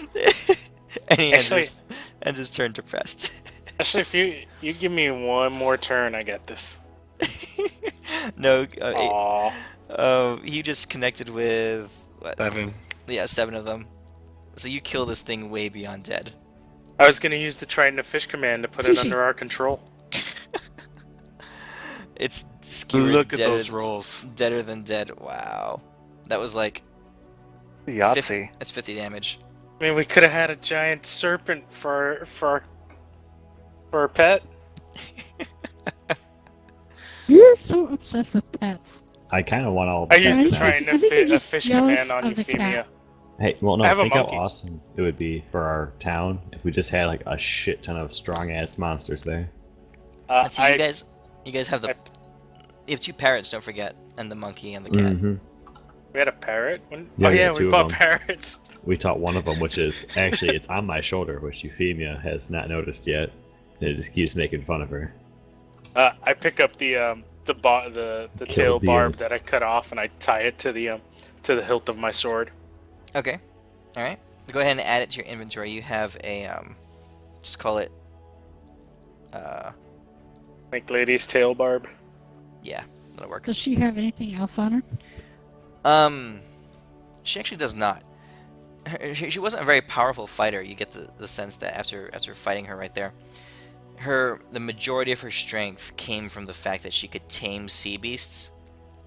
And standing on this island right now, you realize that really a lot of her island is made of sea serpents. And the fact that it's frozen right now is probably a good thing. I'm gonna make my daggers fly back into their sheaths. Okay. And well, let's go. Let's drag her. The Kraken. Let's tie her up first. Tie the crap out of her. Okay. And yeah, I actually don't take her head because I forgot we were gonna give her the Kraken, so I don't do that. All right. But I loot the shit out of the big blue guy because he seemed pretty strong. You gonna take his You head know, off? before Well, I mean, like I guess like the top of his skull or something. I might as well add it to my skull collection because I guess I started doing that. before we go anywhere, I kind of start searching around her floating island to see if I find anything. You find With a value. lot of old, like moldy wood, and like organic like moss, and it's actually not a very nice place. It's called the Creeping Blight. It's like this whole big compost heap that snakes live in. So no, you don't really find much. Is it flammable? It's kind of soggy and damp, so not very flammable. And still, the majority of it is covered in ice. Screw it. Let's get out of here then. Okay. You guys, you gonna go back down to the Kraken? Gonna bring it to her? Bring Yep. her to Yeah. the Kraken? What Alright, was that blue monster? The brine, a brine serpent. All right, thanks. Oh hey, I forgot that my sword had a one-time use from the poison from the Abeloth. Oh, that's right. That's right. Well, Next time. yeah, next time. Okay, we can just remember it. I'll apply it next time. So you guys, it would have hit the Kraken actually. No, I was hitting the Kraken with the Trident. Oh, that's right. Oh wait, no, yeah, it was the Trident that had the poison, so it would have hit the Kraken. Yeah. All right, let's just say it hit the Kraken. Nah, I'll remember it next time. You guys Make a jump note back. of it somewhere. You guys jump back off into the water. You swim back down. You know where you're going. It takes you another half an hour, 45 minutes to find your way down there. A little bit longer because you're dragging a body behind And you. I keep punching her in the face every time she looks like she's gonna wake up to knock her unconscious again. You make your way down back into the cave, and you find this Kraken hatchling swimming circles and figure eights down in the water underneath there. He's obviously been impatiently waiting. You guys enter the cave, and you see him there, and his mouth, his large jaw opens up, and he comes at you, and he stops, and he kind of chuckles to himself.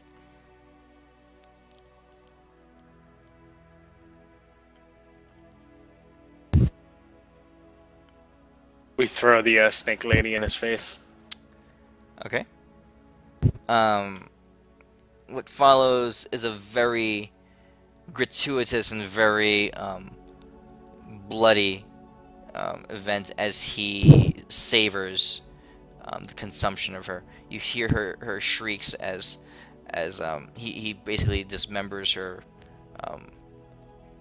one body portion at a time, like her shoulder and her arm, and then like the end of her tail, and he's just toying with her like a cat would. He uses his tentacles to bat her around, and her blood is clouding the water. And then finally, he chomps down on her full torso and consumes her whole.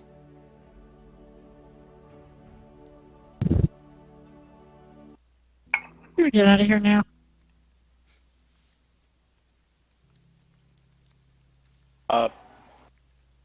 Elwin, tell it to follow us. Or Okay. at least ask it if it will help us later on. Yeah, can you help us whenever we go? We need you. You look at it, and you hear it. It hears your request. It turns to you, and it's still a very wild and very prideful creature. You see its eyes. It makes eye contact with you, Elwin, and then you see the elemental energy ripple off of it, and a force wave comes through the water, and it shoves you. You guys are still near the entrance of this cave, and it pushes you, like propels you out through the cavern, that tunnel, and it kind of like squirts you back out of his cavern and into the ocean behind you. That might be a no. Oh well. I mean, he's like a spoiled kid. Yeah. I'm sure he'll come around, especially when the fighting comes. Or at least on the bright side, he'll be on our side and not someone else's. Not we'll give it another ass whooping. I'll stab him with her barb. Okay. Question Alright, is, what let's- are we gonna do now? Back to ship. Your ship is still docked with the creeping blight. The blight is beginning to thaw.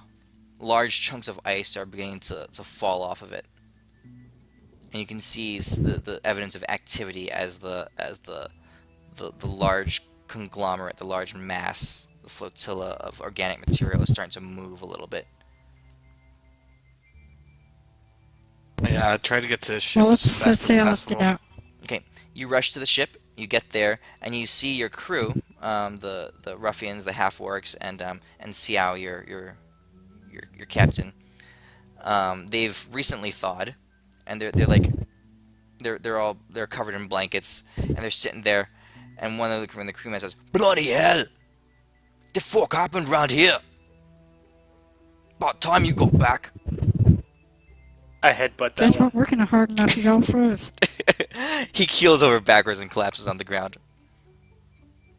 Xiao's he found a whip somewhere, and he cracks it in the middle of the boat, and the guys jump up, and they all rush over to their spots, and they drop the sails, and they start hauling the anchor in. When that other guy wakes up, I tell him, "Don't ever talk to me like that." You guys head off, sail away, and as you depart, you hear large chunks of the creeping blight begin to fall apart and splash as they hit the water. And you look back, and you can see huge tentacles, huge snake-like appendages unfold from the blight. The majority, you can tell that there were a lot of smaller snakes and serpents contained within this vessel, but the core of it, the mass of it, evidently belonged to one monstrous creature. As you sail away off in the distance, you see these heads extend above the surface of the water as the blight opens up, and the non-organic parts of it fall away off into the water. You hear a roar and a snapping as this creature has basically been set free. I yell back, "You're Right. welcome." We can make these guys our mounts now. Okay. Alright. Xiao comes up to you, and using his crude sign language, asks what the plan is now. How big were those heads sticking out of the water? Pretty large. Were they bigger than that blue thing that we fought? Each head, yeah, was bigger than the blue thing. Oh, okay. Shit. Yeah, that Oh, whole it's the blue creature, thing. that whole creature. Imagine it folded up together, and that was the creeping blight. Oh, okay. Thank God we didn't have to fight that. So that's like full-size Kraken. That's full size, some kind of monstrous sea serpent. Not a full size kraken would be much larger. Okay. I don't know what we're gonna do now. I thought the Kraken was gonna follow us. That was obviously never gonna happen. Well, he's on our good side now. Now, next time we meet him, we'll turn him. So Xiao is pretty insistent. Well, the question is, He wants to know what's going on. we failed both missions. We've killed two, one of the pirates. So, Well, we how could many either go to Waterdeep and try to figure out stuff there, or we could go try to kill the pirate lords all as one. Probably get our ass kicked. Alright, there's what, 7 pirate lords? Oh, there's 6 We now. should go warn. There's 6. We should go warn Kanmei and the other chick that Waterdeep is about to attack. Yeah, Why that would we sounds do good. that? Yeah, I said we go. Yeah, we should warn them, definitely. Why? Because they're our friends. No, they're not. They're gonna kill us if they had a Nope. chance. No, they wouldn't. And They're they're nice gonna people. destroy the. They're gonna destroy the town that we're basically, Euphemia, I'm Trying to just going to help. point this out. They attacked me less times than you attacked me. So, they must be our friends. Yeah, but they don't know you as well as I know you. So wait, the more you know us, the more you stab us with swords? It's a common thing. That's pretty I'm much pretty sure. how this has all played out so far. The more people know you, the more people want to stab you. Okay, overhearing your conversation, and especially the part about Waterdeep attacking, Xiao becomes very highly agitated. He starts pointing and signing Oh, really, yeah. really What do you quickly. want to do? He signs Xiao and back ask to you. him what he He wants. says, "My lady," and he says, "Help, my lady," and he points off in the direction of Borthal. I tell I him, agree. let's do it. Yeah. Okay. Buddy Jesus. Now you have to understand, Xiao is very loyal to Qianmei, so he's highly insistent that at least he goes back to her. Yeah. Sounds that was the plan anyway, to go warn them. Okay, he turns to his What do you think your chances are of getting them? I'm gonna ask what's his name? The pirate, our captain guy. Okay. What's the chances of getting them to turn on the pirate lords and going back, joining our kingdom? He shrugs. Basically, if I don't Borthal's know. being attacked, who knows? Who knows what's going to happen? They might not have time, maybe, to. But all you guys know is that Tridane, Admiral Tridane, told you that Waterdeep was organizing its full strength to move against the pirates now, because they know that they're weak. They know that they don't have the Kraken, and they know that they don't have a consistent source of powder anymore. So, I think we need to get our 3 pirate friends out of there and let the other pirates die to Waterdeep. That's the whole plan. Welcome to the But how you gonna conversation. do that? Yeah, We'll but figure how it are you out. gonna do that? All you've done is piss them all off.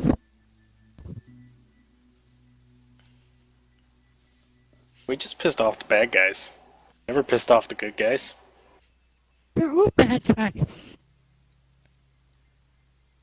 You not been listening? Those are the good pirates that we're gonna save.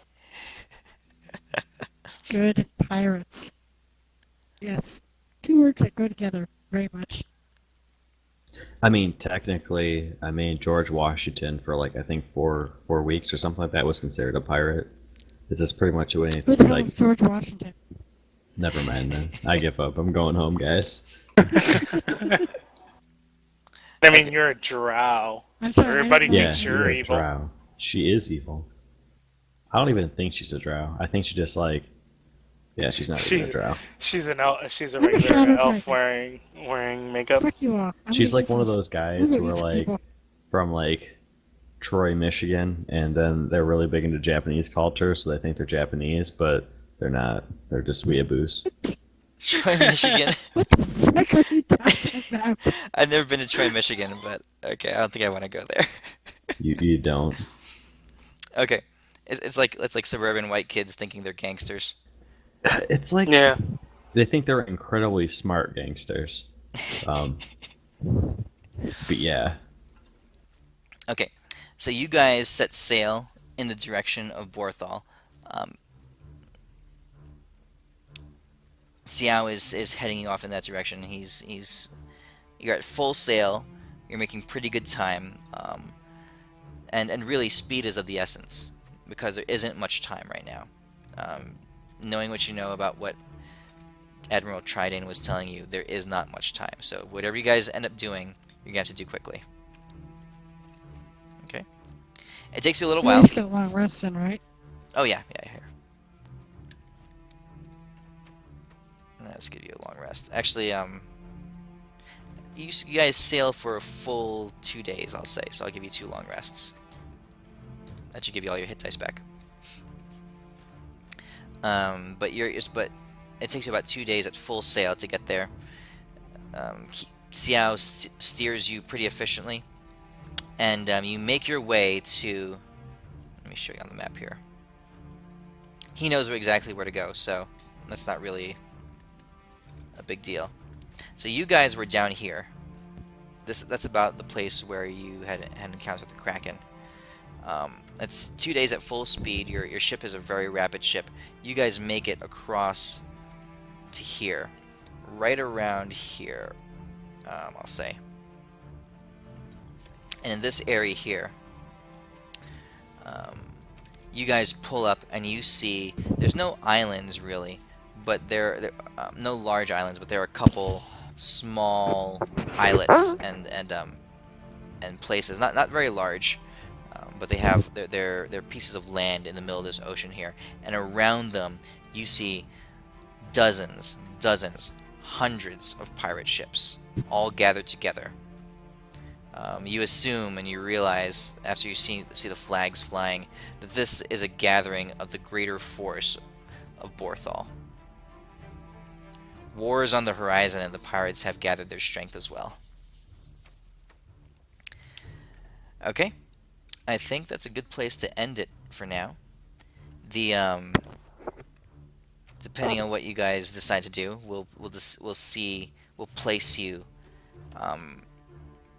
in relationship to the war. But basically, war is coming. It's gonna be a big frickin' massive battle.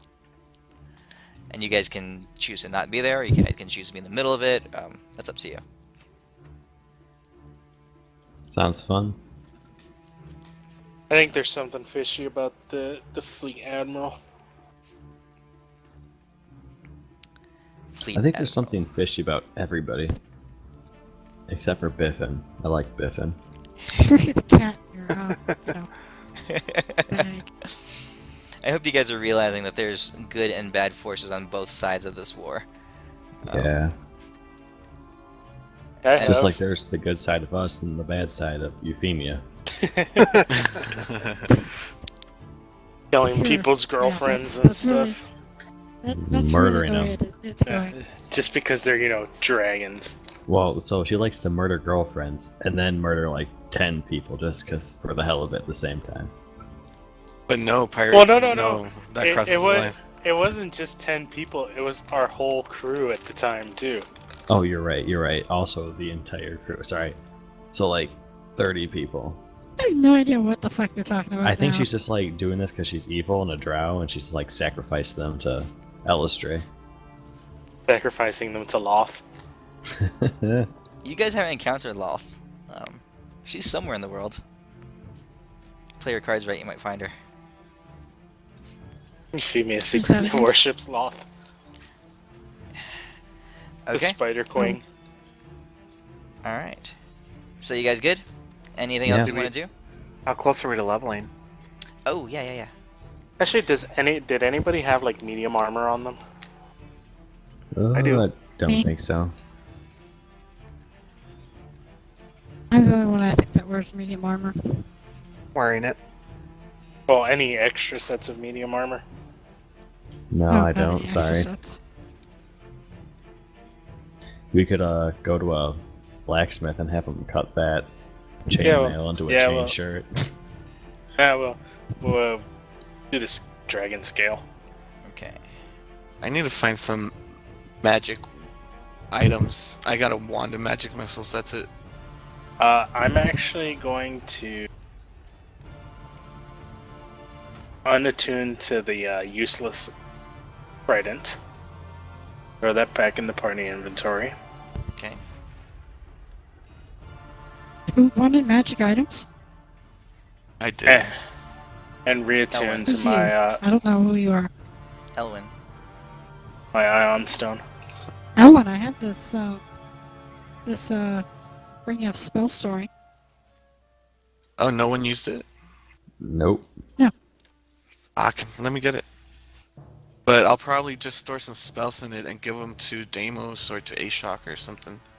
I actually have Or- gloves of missile snaring if you want those. It's Well, we got enough cash now too, so where we can probably buy at least at least two of you guys. We put our money together like something pretty awesome. There's a lot of You stuff know, we in- also have that sending stone we haven't used. connects to the king. Yeah, we haven't talked to true. him like forever. So there's a bunch of spell scrolls in the party sheet, and you guys have some magic items in there that you might want to think Yeah. about. Mind if I take that distributing. Firestorm one? But other than that, The Well, I think do we have a wizard or do we have just a sorcerer? Kildrak is a wizard.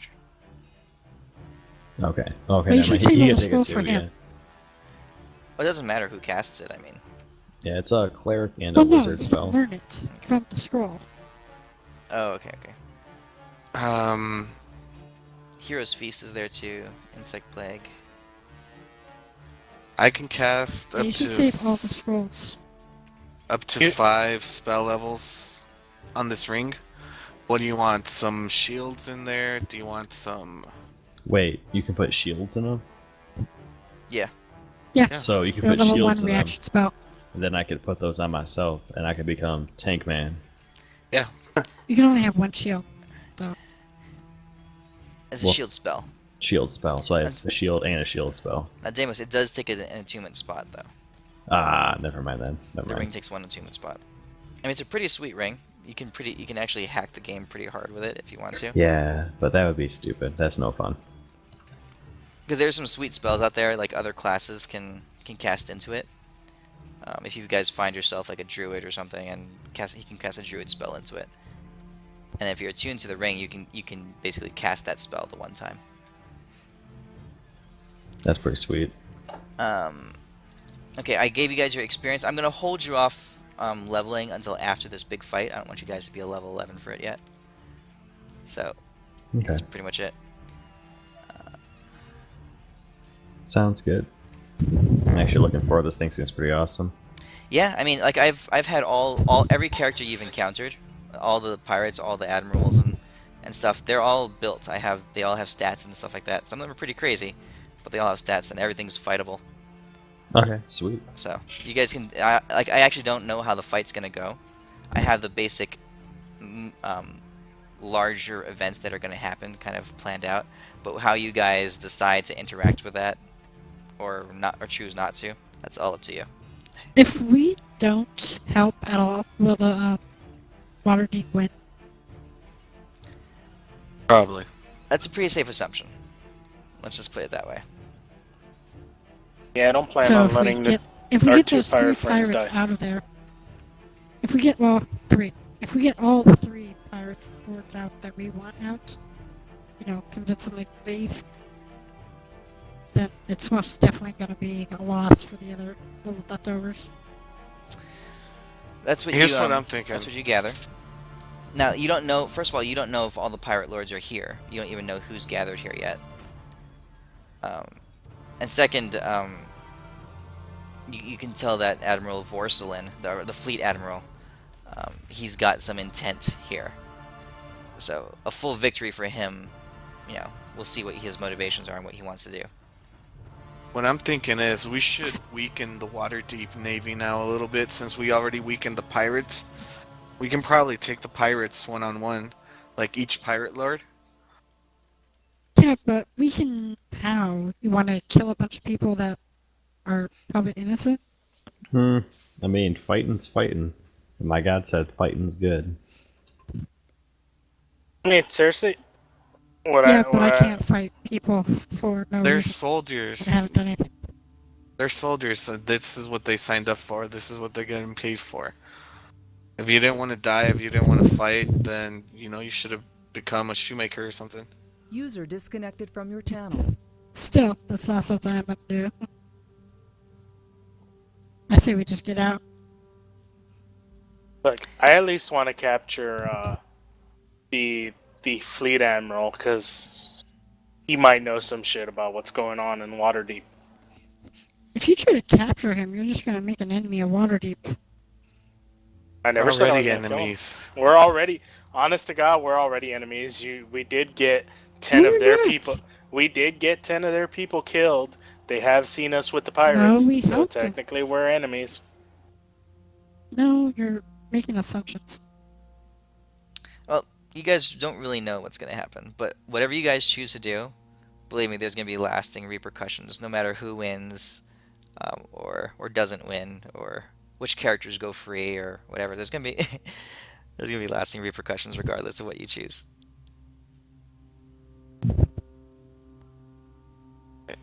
I'll talk to you guys next week. All right. See you guys next week, same time, same place. Yep. See you next week. All right. Have a good night, guys. Yeah. See ya.